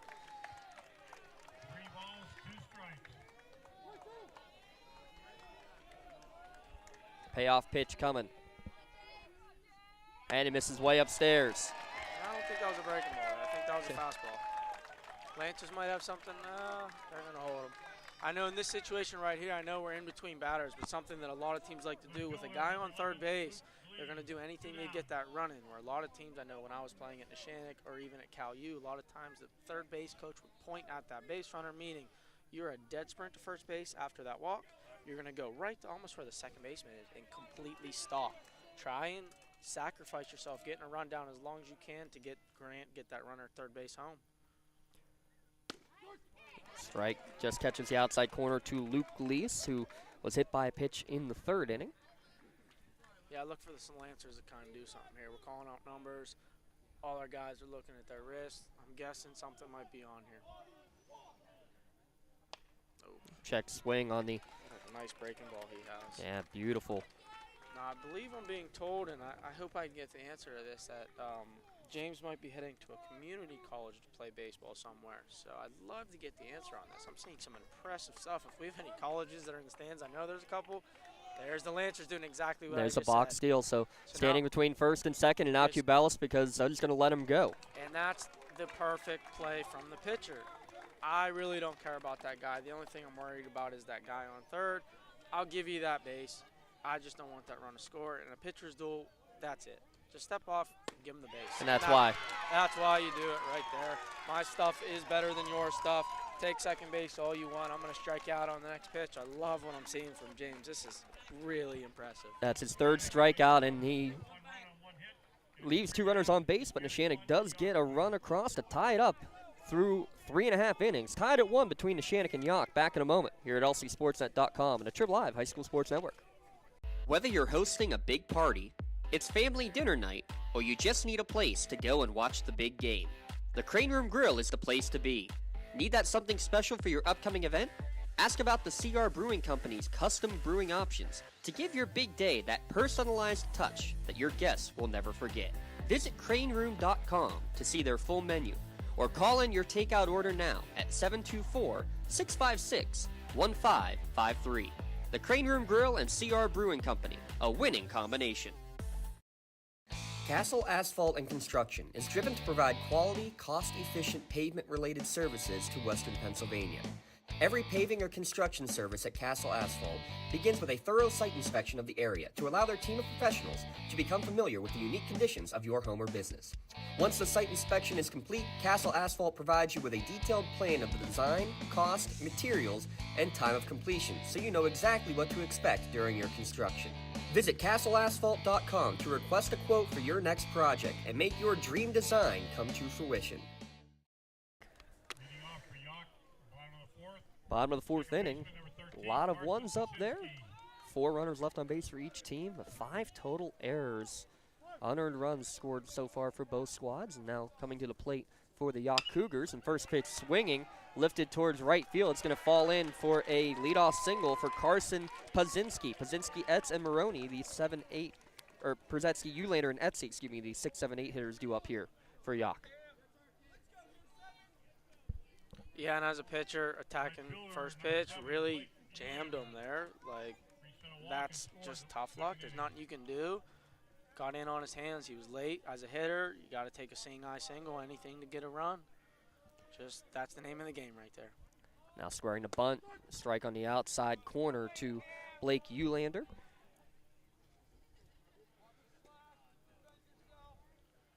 Yeah, so when Coach Q, I don't know if you can hear him in the background, but he's talking about a slash. So that's where you square around like you're in a bunt, and you pull back and actually swing. And he offered, though, kind of a half swing, really, the way that one looked right there. Yeah, 0-2, we've seen it quite a bit today. These pitchers are absolutely dominating. Again, you're working below the knees, above the hands, outside those white lines, get to that 1-2. Just looking to change eye levels right here, kind of like that. Got it upstairs, got him to swing for the first out of the inning. Good afternoon, good evening, good night, and 3 strikeouts now in relief for Cam Foy. This is a pitcher's duel. This might be a race to 2 runs. It might be the winner of this game. Hopefully I'm not putting the announcer's jinx on either team here, but as a pitcher, I mean, this is it. This is amazing to watch. This is playoff baseball right here. So 1 down with Bobby Etsy in there, strike 1, so. He's feeling it out there. Both these pitchers are feeling it. 5 straight strikes thrown to start the inning for Cam Foy, the leadoff single for Przetsky. That's only the 2nd hit of the game, by the way, for the Yough Cougars. Neshannock with 1. Upstairs, throw back on the snap throw to first. Misses just a little bit late. Yeah, now for both pitchers, I know we got a duel here. I love to see the emotion from both sides. Both guys are kind of, I don't want to say showing up a little bit, but kind of seeing some emotion. Just got to stay within yourself. Stick to your game plan. Slow everything down, just like you're seeing Cam do here with a long hold. And gets the swing and a miss for strike 2. Cam Foy, who missed almost the entire regular season. Just some arm soreness early on. They rested him. They shut him down for a while, worked him back into it. And ever since he's come back, especially in the finale against Quaker Valley, he has been basically lights out, has Cam Foy. Yeah, I would say dominant. He has been absolutely dominant. That last performance that we got to call together, 10 strikeouts, 0 walks, and I believe it was 4 1/3 innings pitched. I mean, those are just numbers. You just never see things like that. 2-2 fastball just missed outside, and he's doing a good job of hitting his spot. But is that one of a catcher maybe set up just a little bit too outside, or is that just hey, it's a good pitch that the batter didn't swing at? Hey, that's it. That was perfect. I mean, I'm guessing you might get a strike on that 6 out of 10 times, and then you just come with the high heat right there. My fastball is going to beat your barrel. There's nothing you're going to do. That's the mindset as a pitcher. It's there. Don't, just like it was in his last outing and basically all of his outings so far this year. Here's my best. Let me see what you're going to do with it. So how about this? 11 outs recorded by Neshannock pitchers. 8 of them have been strikeouts. 4 for Walzer and now 4 for Foy. And that one.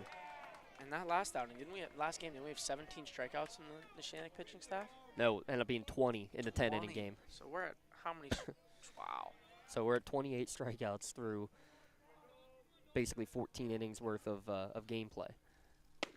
Strike 2, another snap throw down to first. Well, Melder will apply the tag, but a split second too late.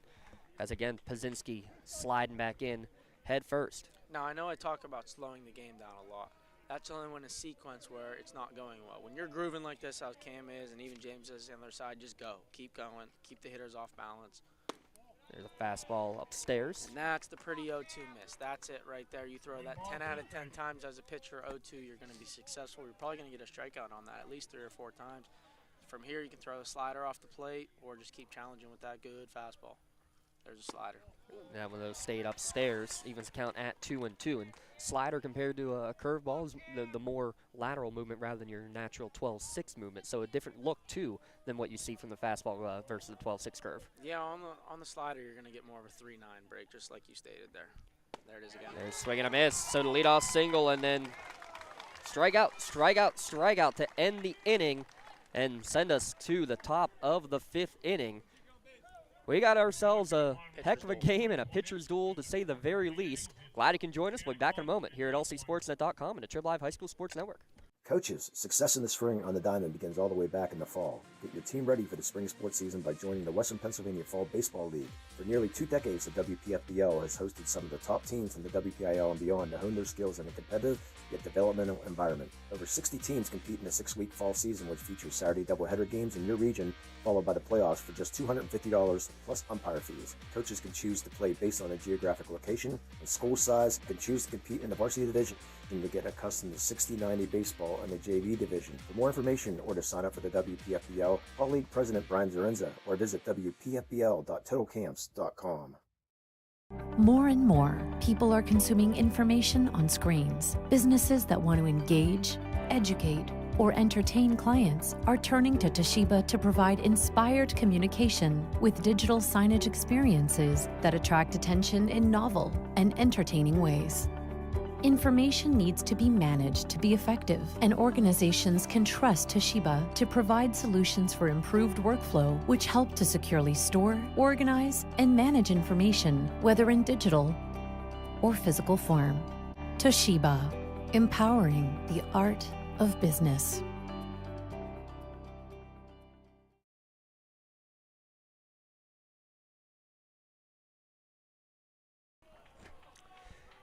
Top of the 5th inning, it's 9-1, 2 hitters due up for it in the Neshannock Lancers. Rob Gleese, Jack Leese, and Gio Valentine. The only other game going on for Class 3A baseball is Riverside taking on Freeport, and Riverside just took a 1-0 lead in the 2nd inning of that one. As here, 1-1 between the Cougars and the Lancers, and Showman quickly up 0-2 against Rob Gleese. Yeah, top of the 5th, we've got a 2-inning game with arguably probably both aces on the hill. I like my odds for both teams. There's that little flare, but just a little bit off the end of the bat that time from Rob Gleese. Yep. That's how he started the, what would have been the bottom of the 8th inning against Shadyside Academy with a leadoff single from the 9 spot, but that one just didn't quite get enough mustard on it, and it's caught by the second baseman Pazinski for the first out. Again, a perfectly executed 0-2 pitch, right under the knees, throwing that breaking ball. Here it is. Let me see what you're going to do with it. And when you execute it like that, when you get it under the knees, when you're throwing that breaking ball, that's about all they can do with it. So for any pitchers out there that are listening, gotta live off the plate with your 0-2. 2-0 to count to Jack Leeson, now 3rd time through the order for Neshannock against the Yough starter. You always talk about that 3rd time through, meaning making a big difference. Yeah, and like I just talked about last half inning, slowing that game down. When you're grooving, when you're feeling good, you keep going. So we saw James throw 2 straight balls, and what's he do? Steps behind the mound, takes his hat off, rubs the ball a little bit, kind of hits that red light. What's he do right after that? Throws a fastball. Red light, green light, a little scenario, a little mental thing that I learned in college. That's it right there. That's why this kid is so successful. It's the little things that people sitting here watching the game don't notice that makes a difference and wins you games. And it's a Gleese is already trotting down to first base, but called strike 2. 3 balls, 2 strikes. That's where you're the batter. You say, my fault, sir. I want to swing. Yeah, respectful kid there. And he does swing, and he does get a base hit. That's it. That's a case of ball don't lie, and Jack Gleese, whoo, hitting over 600 this year to lead the Lancers. Glad to have him back in this Lancer lineup. Yeah, that's some impressive numbers there. Coming into the game at 609 like we talked about last game. I know he missed a little bit of time with an injury, but still, even the fact 609, even now probably up above that a little bit. That's impressive stuff. I mean, whoever gets this kid, if he decides to go play in college baseball, is getting a tremendous baseball player. Valentine now in there. First pitch downstairs for ball 1. Rob Gleese going to Ole Miss. Luke Gleese heading to Coastal Carolina. Jack, well, if anybody decides to pick him up for baseball, basketball, whatever he chooses to do. Someone needs to. 1,000% someone needs to. There's a slash from Valentine, but it is hit right at, and I mean right at Aaron. I don't think he's moved a step to make that catch for the second out of the inning. And that's the slash that I talked about. I believe it was in the top of the 4th last time the Lancers were up, where you see Gio square around like he's going to bunt to try and draw that infield in. You try to draw that third base and get him to charge. Now you're taught there to hit that ball on the ground. Elevated pitch, really not going to get it on the ground. That's about all Gio could do with it there. Again, Coach Q working, trying to manufacture runs.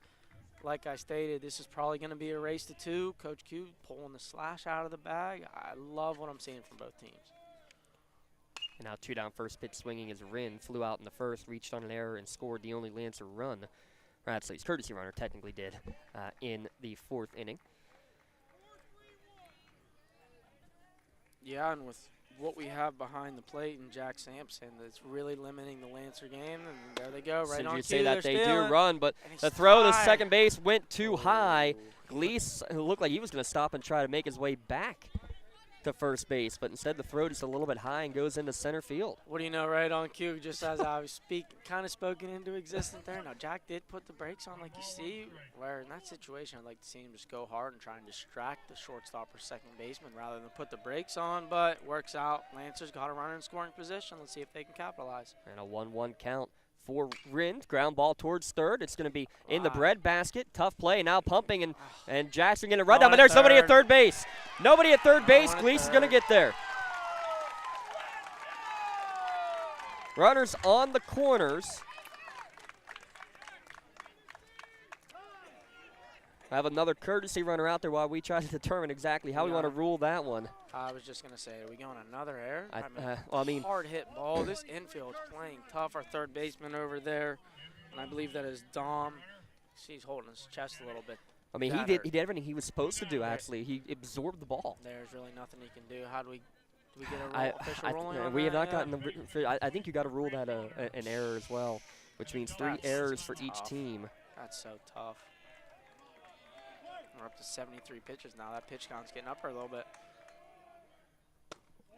All upstairs. Actually, they've changed. You know what? They've changed the fielder's choice. That's a good call because they made a choice to go elsewhere. Fielder's choice. That. Yeah, I'd look to see the Lancers do something. Maybe first and third, little box steal where as soon as he's coming set, you're going to go and stop halfway. A delay steal. Instead, this ball's lifted sky high to left field for Sanner. He's going to settle under it and make the catch in the night sky to end the inning. 2 runners left on the bags in the top of the 5th. We're still tied at 1. Be back in the bottom of the 5th when we return here at lcsportsnet.com and the Trib Live High School Sports Network. Castle Asphalt and Construction is driven to provide quality, cost-efficient pavement-related services to Western Pennsylvania. Every paving or construction service at Castle Asphalt begins with a thorough site inspection of the area to allow their team of professionals to become familiar with the unique conditions of your home or business. Once the site inspection is complete, Castle Asphalt provides you with a detailed plan of the design, cost, materials, and time of completion so you know exactly what to expect during your construction. Visit castleasphalt.com to request a quote for your next project and make your dream design come to fruition.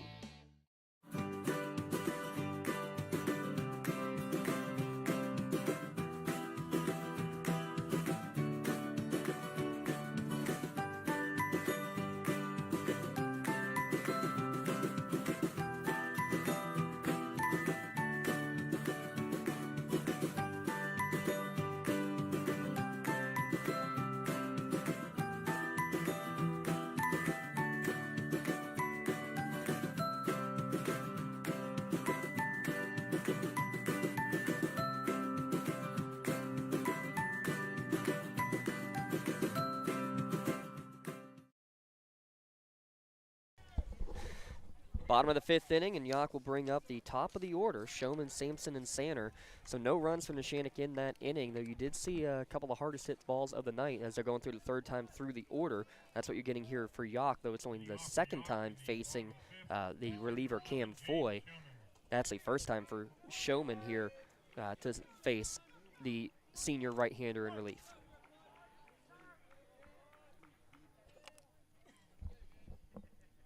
First pitch misses inside, ball 1 to Showman. 458 hitter, 8 RBI on the season for the pitcher.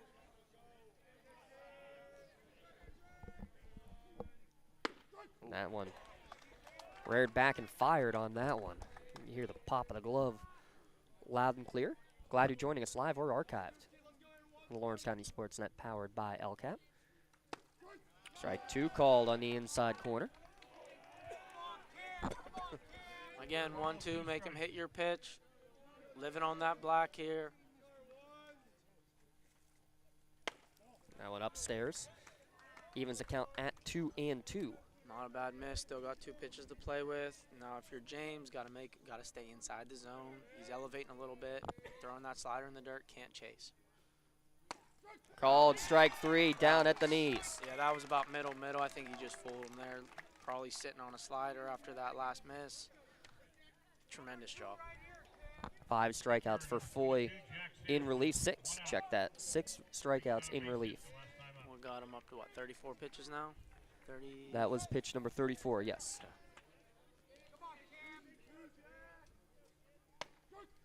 Strike 1 on the outside corner to Jack Sampson. Now, when talking to Kim before the game, we were talking about his cutter a little bit, that he's kind of going to start sprinkling in here. I know it's something we worked on over the winter a little bit. Ooh, that was a pretty pitch. So look for him, maybe second time through the order here as we're getting to it. He's going to start going to that cutter a little bit, where that's going to be his fastball velocity, and that ball's going to go away from righties. Upstairs, 2-1 to count to Sampson. Mentioned earlier, going to W&J to continue his athletic and academic career. Yeah, and you know the Lancers are a little bit wary of that, where you see 3 straight sliders from a velocity guy. That's just something really uncharacteristic of him, just showing respect to the hitter in the plate. 3-1 now to Sampson. Yeah, 12 doubles, 7 triples, a .550 average. Yeah, W&J's getting a guy, and that is a seriously good team. 3-1 now the count from Foy. Fastball catches the outside corner, and the count full. Yeah, here's my best. 3-2, rule of thumb as a pitcher, you always throw whatever's feeling best. Here it is. Let's see it. Ground ball right side, and it's going to be a seeing eye single just past the diving second baseman, Jake Rinn. Why he's such a good hitter, why he's hitting up over 500. That is 2 singles now, but the thing about this 2 singles is where's he hitting them? Right where it's pitched. All right, here's a good fastball on the outer third. I'm just going to hit a nice single to right field. That's why he's going to W&J, who every year is winning over 40 games a year in college, making it to the regionals. I mean, that's it right there. Perfect execution on the pitch and just a perfect piece of hitting. Fastball outside corner for strike 1 to Matt Sanner. Reached on a fielder's choice. He was the first batter that Foy faced in relief, so 6 of the first 9 batters Foy has faced have gone down by the K. There's a slider. Ground ball double play. to Rinn, and it's going to go through the wickets. The errors continue for both squads here today. That's 4 against Neshannock, and now runners on the corners. And if he catches that thing, I think that's a double play. I think that's an inning double play, where how hard it was hit, just the way you're taught as a little kid when you first start the game is ground up. I know I keep saying this field's playing tough. I don't think that one really took much of a hop. Got to keep them fingers in the dirt and adjust up, where he kind of started up and just went down and kind of jabbed at it. But why Coach Q's one of the best? Taking a second, slowing the game down, going to talk to his guys, calming them down. We're in a situation like this. The game, like I said earlier, can speed up on you, where all the momentum right now is with the Cougars. Coach Q trying to slow it down, get the momentum back in the Lancers dugout. For Cam, got to have a punch out here. Select images of tonight's game will be available on our website and on Twitter and Instagram, courtesy of Something for Your Wall Photography. Make sure you check out all of our great captured moments on Facebook. Search Something for Your Wall. And remember, collages make great holiday and graduation gifts for your athletes and family members. So runners on the corners, first and third. And actually had Sanner at third. That's legal. It is in pros, it would be a balk. Yes. In high school, you can do that. Yeah, so now as a pitcher here, I am 100% going for the strikeout. I'm going to get him myself. Runner not going on the first pitch, and does get the strike against Gavin Roebuck, the cleanup hitter. Tied for the team lead with 22 runs batted in on the season. Yeah, I think the Lancers might have something on Gavin here, where he's seen 9 pitches and we've had 7 breaking balls. And we saw the Lancers do this earlier. Runner on third. Give it to your best athlete. Just walk him back. Got a guy on third. Breaking. There's the throw to the plate, and he's got him.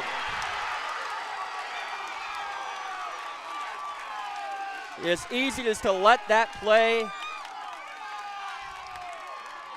in real time show in front of you. Man, is this beautiful. Look at the excitement in this crowd. Look at this ball game under the lights here. Lancers perfectly execute the play.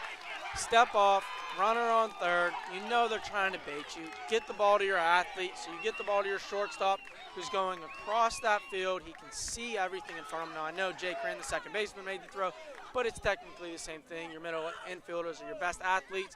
They see the guy on third, perfectly time it when he breaks, and we've had an ejection. Someone's gone. I'm not sure who it was, but I will say this. I did see. Might be the lady in the green right there. I did see Sampson chuck the helmet when he got into the dugout. Oh, we're hearing some language. All right, now let's let the kids play. We got a beautiful ball game here. Pitcher's duel, under the lights, playoff game. Let's not ruin it here. What the Yough coaching staff was trying to argue is they thought that Sampson went completely around the tag. I mean, we're about as close as anybody, and I mean, the throw was there in time, and it looked like he got him on the shoulder before the hand hit the plate, but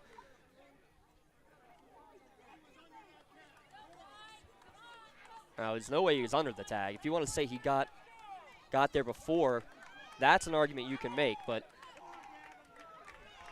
yeah, and we're right on top of it. To me, that's a bang-bang play. I think he got him on the hand before he got in there. We're hearing a lot of upset fans over here. Again, just beautiful baseball on both ends. This is something we just love to see. Now for Cam, got a guy on second. Let's slow everything down, stay within yourself, keep control of everything. And we got the coach that was just thrown out behind us with a little bit of language, making his way towards the parking lot. yeah, I got 0-1. Yeah, it's 0-1. It should be 0-1. Yeah, that was a pickoff. It's 0-1. Now we're having a little bit of argument about the count. and that's the batter Gavin Roebuck went and said saying, wait, no, that was a pickoff, wasn't a pitch. And the catcher Nate Wren said the same thing, turned around and said, yeah, it's 0-1. Hey, look, I'll trust Nate Wren. He's going to Youngstown State for engineering, the honors program. 0-1, 2 down. Yep. Yeah. 0-1. Hey, he's going for the honors program for YSU for engineering. I mean, I'll trust that catcher's mind any day of the week. Yeah, and this long break kind of plays to the Cougars' advantage. I know Cam's feeling it, but something like this as a pitcher, you got to stay locked in. Yeah, you just made a big play in the field. Now you got to come right back and make the next play. Just keep doing what you're doing. Strike 2, inside corner. We got a lot of emotion from both sides. This is something pretty to see. This is playoff baseball at its best. 12 seniors for Yough, 10 for Neshannock. None of them wanted to be their final game. Called strike 3. Yeah, Cam's feeling it. Another strikeout. This is fun. This is electric, to say the least. Yes. We will head to the top of the 6th inning. Don't go anywhere, folks. Lightning crashing here at Highlands High School in Neshannock and Yough here at LC SportsNet and the Triple Live High School Sports Network. In need of a lawyer? Contact Medore Bonner Law, a boutique firm offering tailored legal services and over 120 years legal experience. County residents with strong family ties to the community, Jason Medore and Michael Bonner, established Medore Bonner Law to provide clients with legal expertise and personal attention. Guided by their professional staff, you can feel confident your rights will be protected. Call attorneys Jason Medore or Michael Bonner, or visit MedoreBonnerLaw.com for more information.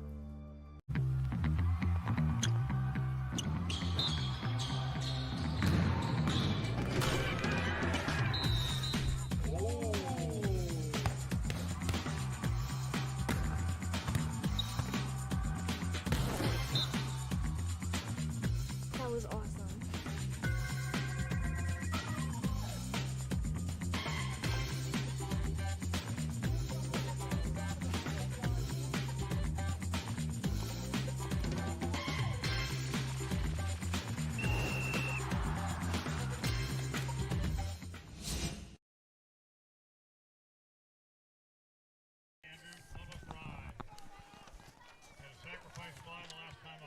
We having fun yet?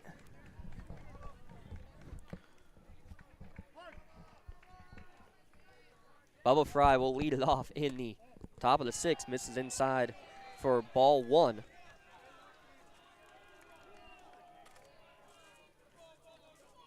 absolutely electric game. Wow.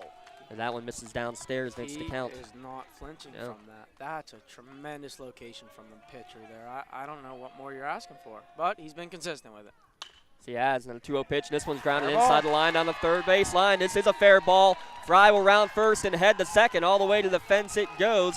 This one for sure stays in play, and Fry will get to second with a lead-off double. Yeah, Slippery Rock commit, 2-0. You can't get behind a guy like Bubba. You know he's got the green light in the 2-0 count. You know he's looking middle in on that pitch.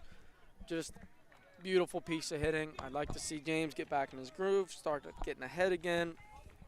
And where are we getting his pitch count? We're up to 78 pitches now, so he's getting up there. Pinch runner, right? Yep. So now we saw Andrew Moses as a courtesy runner earlier. Now he is going to be the pinch runner at second base for Fry. So Jake Rind will step to the plate.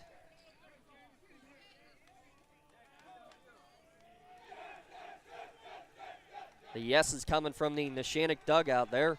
Feeling some momentum. How about this? That's only the third hit of the game. Yeah, do you maybe see a bunt here from the Lancers? Wouldn't surprise me. Yep, they do there it square the is. bunt. Right the on bunt cue. is down the third Perfect. base line, and this is a pretty good bunt, and it's going to be a reach. Moses to third, Rind to first. Put it perfectly on the third base line, and just the catcher, Jack Sims, just couldn't quite corral it. So just like Coach Q did last inning, where this exact situation was guys on first and third before they did that little box deal where the runner from first went to second, and then the guy at third tries to steal home. I'd like to see something from the Cougars where they go call time, go talk to your infield, your pitcher right now, slow everything down, be prepared. You know the Lancers are going to do something. You cannot be caught by surprise in this scenario. Lancers got some magic on here, something, box steal, delayed steal, straight steal. You got Cole Hutchinson doing the pinch running. Lancers are going to try and make something happen. For the Cougars, you know this Neshannock team. They're in the playoffs every year. They do this every year. Got to be ready for it here. We're going to give that a bunt single, actually, for Jake Rind. Of course, yes. Because it would have taken a perfect throw from Sampson, which I'm not going to say we expect that because you never should, but for a kid like him, would. But Rind, that was going to be a bang-bang play at best. So we'll give him the bunt single. It's now Cole Hutchinson as the pinch runner at first. After Fry and Rind reach, you now have pinch runners Moses and Hutchinson on the corners with nobody down in the top of the sixth inning.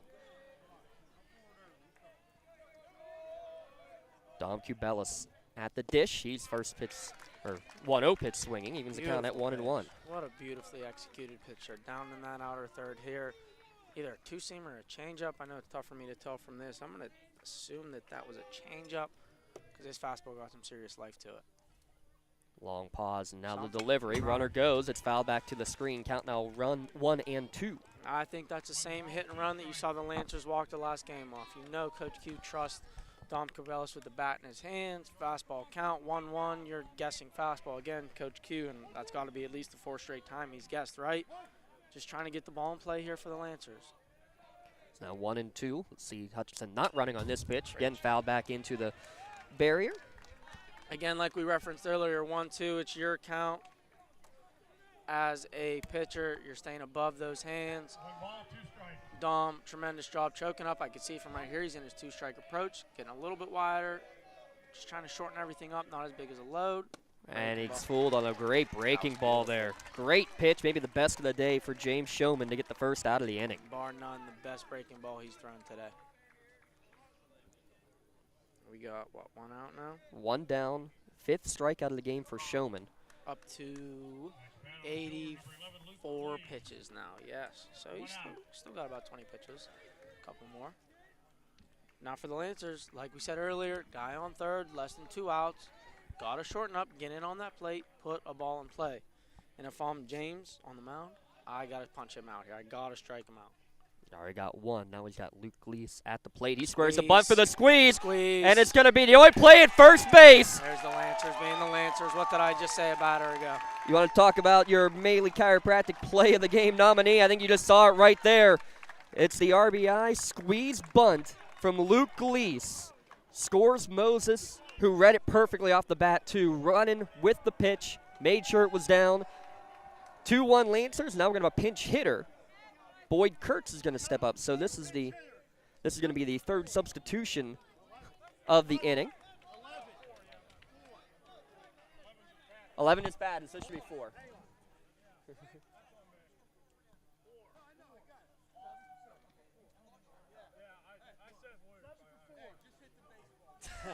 Love to hear that from Coach Q. A little bit of confusion going on for the Lancers. Coach Q looks at Boyd Kurtz, says, stop all that, just hit the ball. Yeah, he went to give the substitution, did Boyd, as he went to the plate, and he said 11 for Luke Gleese instead of 4 for Rob Gleese, who he's batting for. And Coach Q just said, forget that. Now hit the baseball. First pitch misses up and in.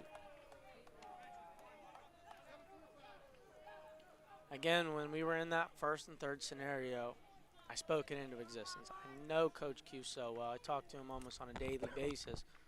We know something's going to happen. So how's he manufacture a run? A suicide squeeze. This one fisted and popped up down the first base line. It's going to be caught in foul territory by the pitcher, actually. Good job by Showman to come all the way over. Reddit got the catch. Neshannock, though, gets that go-ahead run on the suicide squeeze from Luke Gleese. 1 run, 2 hits. They leave a runner on, but they take the 2-1 advantage. Bottom of the 6th when we return here at lcsportsnet.com. For 20 years, Melee Chiropractic has treated athletes of all ages to help them get safely back to the top of their game. Melee Chiropractic has 3 full-time doctors in their office, and all 3 are former area athletes who have had to battle injuries throughout their careers. They want to help you get safely back on your feet. But more importantly, help stop the injuries before they happen. Prehab before you rehab. Attention all high school student athletes. During your sports season, a $25 visit to the Melee Chiropractic office includes an adjustment and or all therapies necessary. From the athletes of tomorrow to the weekend warriors and everything in between.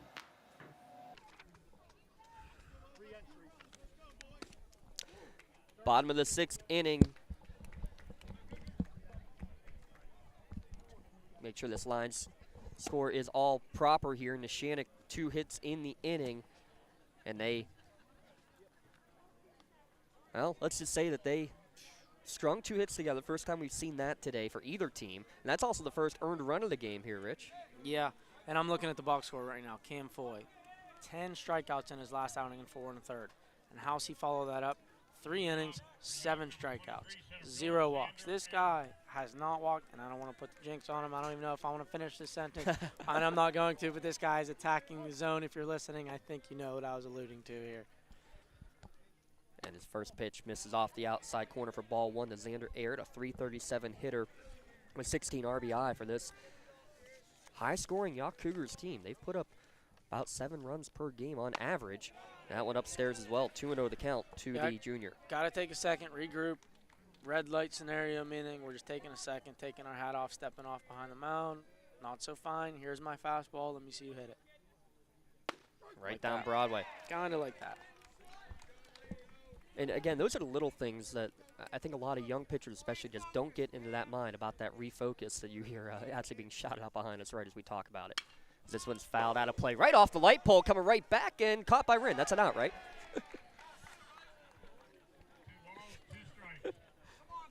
Yeah, and what we see from a lot of youth pitchers is the game just speeds up on them so fast where they can walk 2 batters in a row, throw 8 pitches, and they don't even realize what happened. What we're seeing from both sides here is when they don't like what they're doing, they just stop it. Another one. This one popped up on the right side of the infield. Melder calling everybody off at first. He'll make the catch right in front of the first base bag, basically, for the first out of the inning. Yeah, there's that good slider getting in on his hands a little bit, kind of backdoored that. So when we say backdoor it, you know it's going to break horizontally, so you kind of throw it right at a right-handed batter's hip. So when I'm throwing it at the hip, it's going to start there, and then it's going to break right over that inside corner, exactly how Cam wanted it to do there. Carson Pazinski, who has one of the 3 Yough hits in the game. Watching the first pitch for strike 1. Pazinski, .317 hitter on the year, the senior second baseman. And, I mean, again, the passion and the electricity from all these players on both teams. There are 22 seniors between these 2 dugouts. Out in front and off the end of the bat, 0-2 quickly goes Foy. Again, 0-2 scenario. Last game when the Neshannock Lancers played the Shadyside Bulldogs, Neshannock got away with that game because of the failure to execute 0-2 from Shadyside. At 0-2, perfect location. Oh, just misses up high, but you don't care if that's called a ball, right, Rich? No, I absolutely love that. That's exactly what I wanted to do with it. Now from here, probably going to see that slider. I know he's really late on the fastball, so you can go either way, but you're just changing levels right now. There's a slider. And upstairs, though. Yep. Evens the count at 2-2. Yep. So like we said a few times earlier, now I'm in my 2-2. I executed my 0-2. I executed my 1-2. Now I'm going back to my best, which got to be his fastball. Here it is. What are we going to do with it? Swung on and missed. So the last 3 games that Cam Foy has pitched now, 10 strikeouts against Quaker Valley, 10 strikeouts against Shadyside Academy, and now 8 tonight against the Yough Cougars. I mean, this is just absolutely beautiful what I'm seeing on display. And there's the no doubles defense from Coach Q. So no doubles meaning this guy, no matter what he hits, it has to stay in front of us. So when we go to no doubles defense, our first baseman, our third baseman take a step closer to the line. Our outfield's also taking a step deeper. Just kind of go station to station here. First pitch is fouled back and out of play to Blake Eulander. He's hitting .338 on the year. So basically what you're saying is the double down the line that Grant Melder had earlier or that Andrew Fry had last inning could not possibly happen. It cannot possibly happen here. If it gets by you, it better be foul. Yes. The 0-1 from Foy right down Broadway for strike 2. Yeah, and so far we've seen 9 pitches so far to Blake, all fastballs. Kind of really behind everything. Probably, again, 0-2, got to execute here, get it off the plate, whether it's fastball or slider. Slider. Swing on and miss to end the inning. The first 1-2-3 inning tonight for Neshannock, and we will head to the top of the 7th inning. We'll head to a commercial break, but before we do, I want to remind you that this game and the broadcast rights to this game are sole exclusive property of WPIAL and the Triple Live High School Sports Network. Any broadcast of this game is intended exclusively for the benefit of the viewing and listening audience. Any use, rebroadcast, or distribution of this broadcast without the express written consent from the WPIAL and Trib Total Media is strictly prohibited. I love what I do because coming in every day is different. How can you not enjoy these kids coming up and hugging you and giving you these great smiles all throughout the day? You guys ready? Seeing the progress that our kids make every single day is one of the reasons I love coming to school. What should we do? We have fun. LCAP Early Learning Centers is hiring. Help empower young minds in Lawrence County and become a superhero today. Apply at lcap.org. Business communication must be agile, efficient, and fast. Toshiba is the company that helps you manage it all, from paper to digital to screen and back again. With smarter printing, you are unleashed. The office is wherever you are, and Toshiba makes it seamless to print whatever, wherever, and whenever. Our mobile printing applications allow you to print or scan to both Toshiba and third-party MFPs right from your mobile device. Toshiba, empowering the art of business.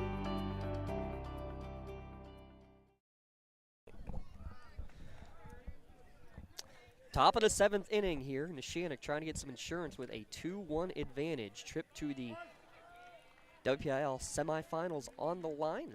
Trip to the state tournament on the line as Gleese went to bunt for a hit, but pulled back as it was up in his eyes for ball 1. Yeah, and I know he did it in the last game when they were facing Shadyside where he bunted for a single. Basically, when you're bunting for a single, you're dropping your right foot back.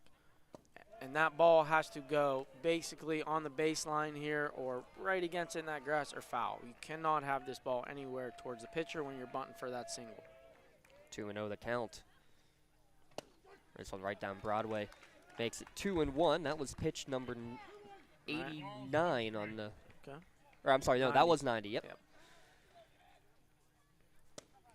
Strike 2 down at the knees. Count now even at 2-2 to Gleese.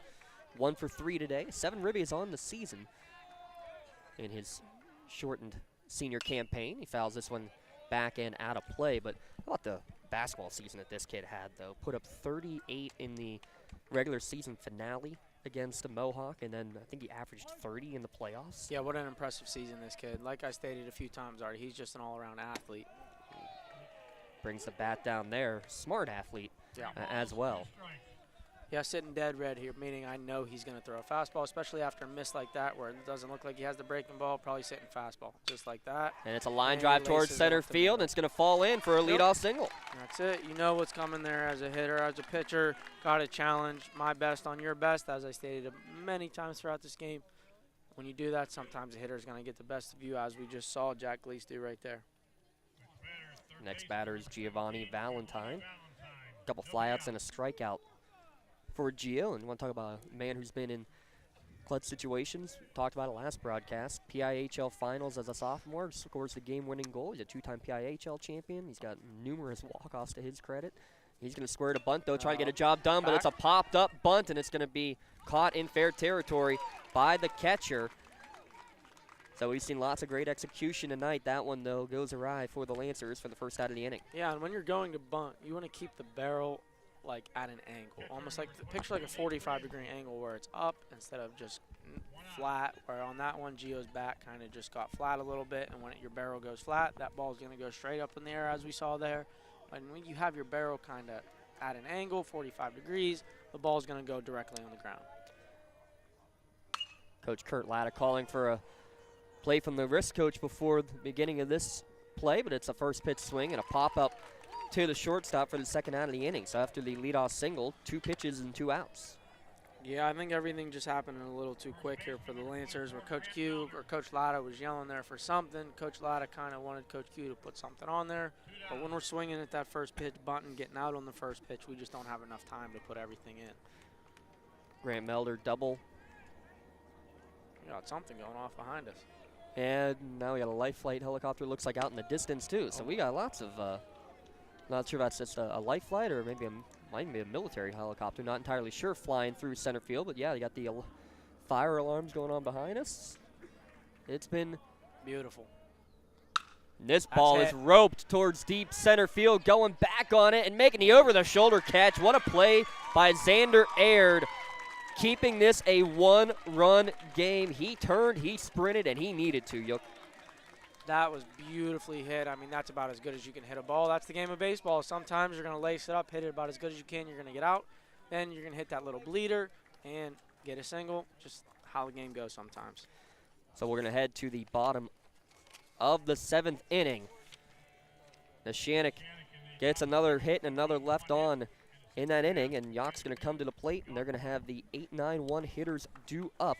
Cam Foy looking to finish it off here for Neshannock and try to punch their ticket to the semifinals. Winner will take on the Avonworth Antelopes. But let's talk us through what's going through the heads both of Yough going up for their potential final at bat and Neshannock trying to get these final 3 outs. Yeah, so for Yough, you got to find a way to get on base. You got to get on base early. So a lot of guys would go to taking a strike here, but I don't think I would do that against Cam. He's in his groove. Normally, when you go to taking a strike, you're trying to get that pitch coming up, a guy that's kind of not grooving like we see Cam doing here. So I don't think that's the right strategy. Basically, you just got to trust your guys, maybe tell them to get in on the plate a little bit more, choke up a little bit, think to go to that 2-strike approach where you're not loading as much. Just try and punch a single, maybe get hit if you can, lean into something. Whatever you can do to make something happen. For the Lancers, you just got to stick to your strategy. Trust your horse, trust your guy on the mound. Keep attacking, keep throwing that heavy fastball, that good slider. Got to get ahead, cannot fall behind here if you're the Lancers. Bobby Etsy will lead it off, 8-9-1. It looks like we're going to have a change in the second batter, so we'll get to that in a second. Etsy first pitch misses upstairs to ball 1. Real quick, a score update in District 10 playoffs. Wilmington and Mercer, bottom of the 6th inning, tied at 3. So great game there in the quarterfinal round of D10. Here in the quarterfinals of D7, count even at 1-1 to Etsy, a .333 hitter. Sack fly drove in the only Yough run of the game. That was back in the second. Swung on and missed way behind that fastball. So what are you thinking there as a coach or as a player or pitcher? What is it you're going to now? I'm staying right there. Now here, knowing Cam how well he's throwing that slider, you can throw it off the plate here, maybe even spike it. But with that fastball, he's swinging when the ball was in the mid. Called strike 3, didn't take it off the shoulder. Just sticking to the fastball. When you're blowing your fastball by someone like that where he's that late, he's choking up. He did the 2-strike approach where you're trying to load earlier, limit your movement pre-pitch, but simply just being overmatched there. Now for the Lancers, like we stated before this half inning, Cam, keep getting ahead. Strike one no matter what, whatever's working, just got to keep doing it. Now for the Lancers, we shifted their defense with how late Yough is on everything. They're really playing the percentages. So we saw with a righty, everyone was going kind of towards like our right or the player's left. Here you're seeing them flip a little bit. First pitch swinging is Aiden Werner, who is he was actually the one being DH'd for in the 9 spot all game. They're going to make the flip here. Again, late, so late. Yep. These Yough hitters, I mean, it's a 7th inning. As a coach, I would be just all over my guys to get it set earlier. Their loads are too big. I see them choking up there, so they're trying. But, I mean, I don't want to say they're overmatched, but they're just not adjusting or just not executing right now. And ball just jumping out of the hands of Cam Foy here this evening. This one lifted towards left field. Heading towards the line is Luke Gleason left. He'll make the catch for the second out of the inning. Yough down to their final out. And that's exactly what I was just talking about, how you shift your outfielders. They're that late. When you're that late, that's the only way you can hit the ball. That batter there just isn't going to pull it with how late he's getting his foot down. So that's why normally our left fielder out there is going to be playing kind of right behind the shortstop, like at that light pole where you saw him a good 10, 15 yards to his left. I mean, that's routine. And it's going to be the leadoff batter, James Showman, starting pitcher on the other side, and he has thrown insanely well. Only given up 5 hits in the game. What, how many earned run? 1? 2 runs, 1 was earned, yes. Just missing downstairs, thanks to count 2-0. Yeah, and this is where sometimes guys can get a little tight on the mound. If I'm Cam here, I'm just letting loose. Here's my best 1-run ball game. Here it is. Let me see what you're going to do. Upstairs 3-0. Just guiding a little bit right now. No difference here if you're the pitcher. And that's beautiful right there. Taking a step back. Just resetting, going to the ball. I see him relaxing. We talked through the red light, green light scenario. That's perfect. That's right down the middle. 3-1 now the count. Same thing. Here it is. Let me see what you're going to do with it. We know from James 3 at-bats so far, 2 strikeouts. He's been awfully late. I'm going to challenge. And this one's fouled off, and now down to their final strike are the Yough Cougars. I'll tell you, if he goes to his breaking ball here, I don't know if there's any way he can hit it. That's a risky pitch here with 3-2. You're up by 1. But sometimes you got to take a risk, or you just keep throwing that heavy fastball. Payoff pitch. No, just got a piece of it. He was sitting on the slider. You could tell by that swing right there. He was sitting slider. But that's how you just keep the game alive. Got to foul tip it. You can really go anywhere now here for Cam. Would go with your best Probably pitch. go hard. 3 balls, 2 strikes. Bottom of the 7th. Pop foul again. So staying alive is Showman, one of the 12 seniors in this Yough dugout. Again, Lancers in no doubles defense. Guys are on the line a little bit, playing a little bit deeper. Attack. Popped up. Out of play. We're in giving chase. Coach Latta screaming from the dugout, it's coming back. Oh, it's that was in the parking lot. Yeah, it did come back a little bit. I will tell him that. So the count remains full. Showman fouled off 3 in a row now. What a tremendous at-bat from Showman here. Doesn't want it to be his last in a Yough Cougar uniform. Lancers still adjusting their defense, pushing everyone over to that right side. Slider. Called strike 3, froze him on the inside corner, and Neshannock is going back to the semifinals. And for the 3rd consecutive game, it's a 10 strikeout performance from Cam Foy. 20 strikeouts in his last 2 appearances. 30 in his last 3. That is unheard of. How many walks? I know we have 0 walks in the last 2. Do we know about his 3rd one? How many? If we have any walks in that 3rd one? None in the last one. That's none insane. today. And in the game against Quaker Valley, 10 strikeouts in that game with a total of 1 walk in that game. 30 strikeouts to 1 walk. Penn State Shenango is getting a guy. I mean, wow.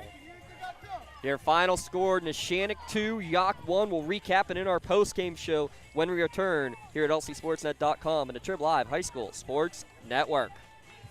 Castle Asphalt and Construction is driven to provide quality, cost-efficient pavement-related services to Western Pennsylvania. Every paving or construction service at Castle Asphalt begins with a thorough site inspection of the area to allow their team of professionals to become familiar with the unique conditions of your home or business. Once the site inspection is complete, Castle Asphalt provides you with a detailed plan of the design, cost, materials, and time of completion so you know exactly what to expect during your construction. Visit castleasphalt.com to request a quote for your next project and make your dream design come to fruition. Just like going to the doctor, our homes need a checkup too. If your home is not properly weatherized, you could be at risk for symptoms that cause unhealthy ailments and higher utility bills. The Weatherization Assistance Program is the key to reducing utility costs and increasing comfort in your home. Services include an in-home energy audit to inspect your furnace and hot water tank, check for air sealing around windows and doors, and ensure adequate insulation and ventilation. Learn more at lcap.org or call the Department of Healthy Homes to get your checkup today.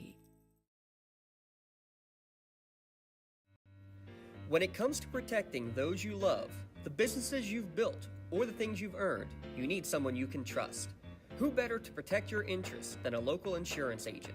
Pontius Insurance is a team of local agents helping local residents in Lawrence County and surrounding areas, specializing in auto, home, business, and life insurance. Come see Dan Pontius, Jessica Weiland, Tracy Giddings, and the rest of the team at Pontius Insurance and receive the personalized service you deserve.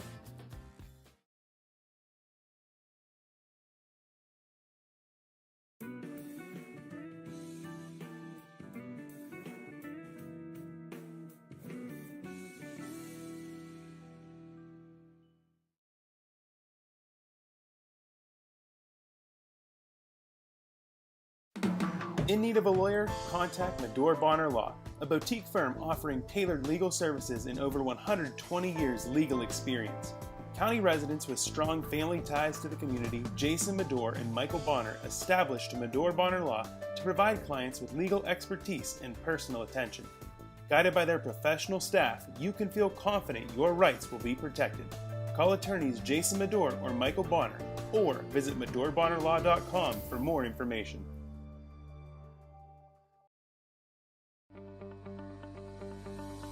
No two companies create the same way. Toshiba empowers the art of business by uniquely enabling businesses to work with tools designed specifically for them. In a constantly evolving world, business communication must be agile, efficient, and fast. Toshiba is the company that helps you manage it all, from paper to digital to screen and back again. Toshiba, empowering the art of business.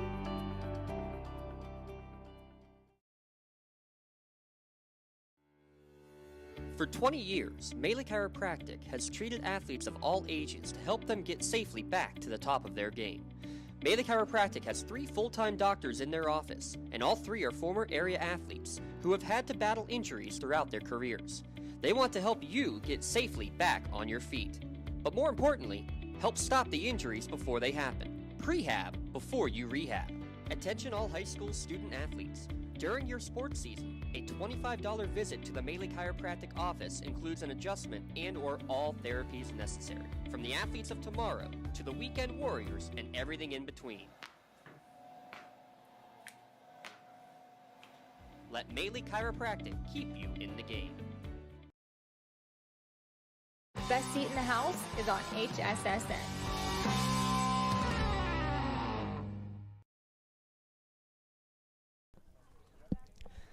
It's our Tri-County Principals post-game show here at lcsportsnet.com, or Lawrence County SportsNet, powered by LCAP. Today's victory for Neshannock, powered by the pitching staff, especially Cam Foy, 5 innings in relief. He gets the win.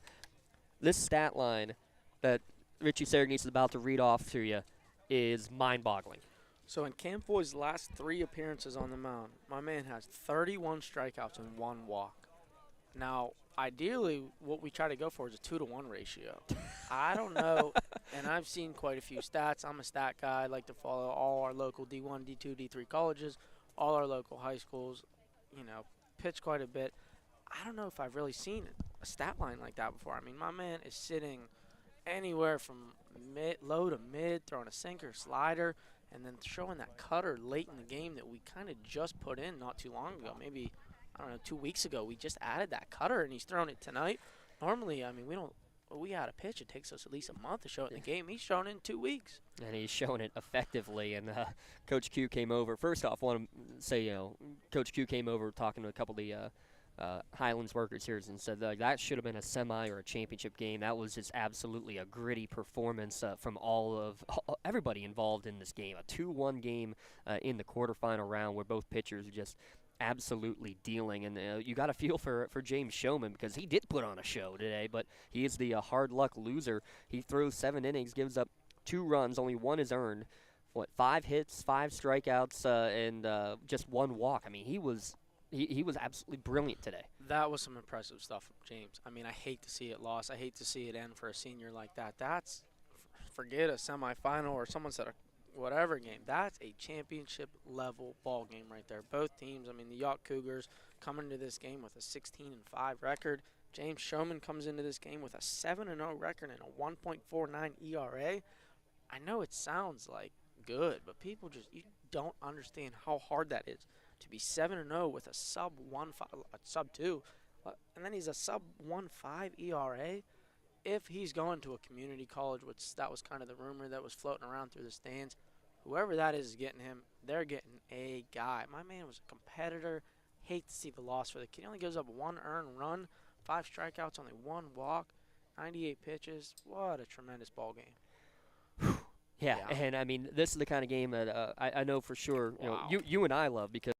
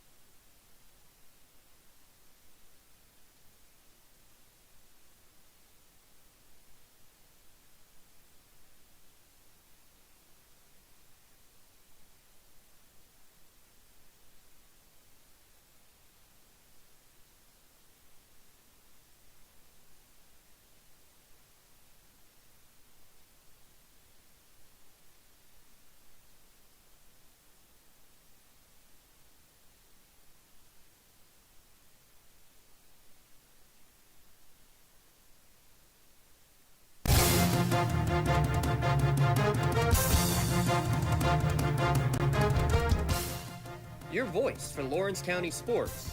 The gold ball headed home to Newcastle. This is the Lawrence County SportsNet.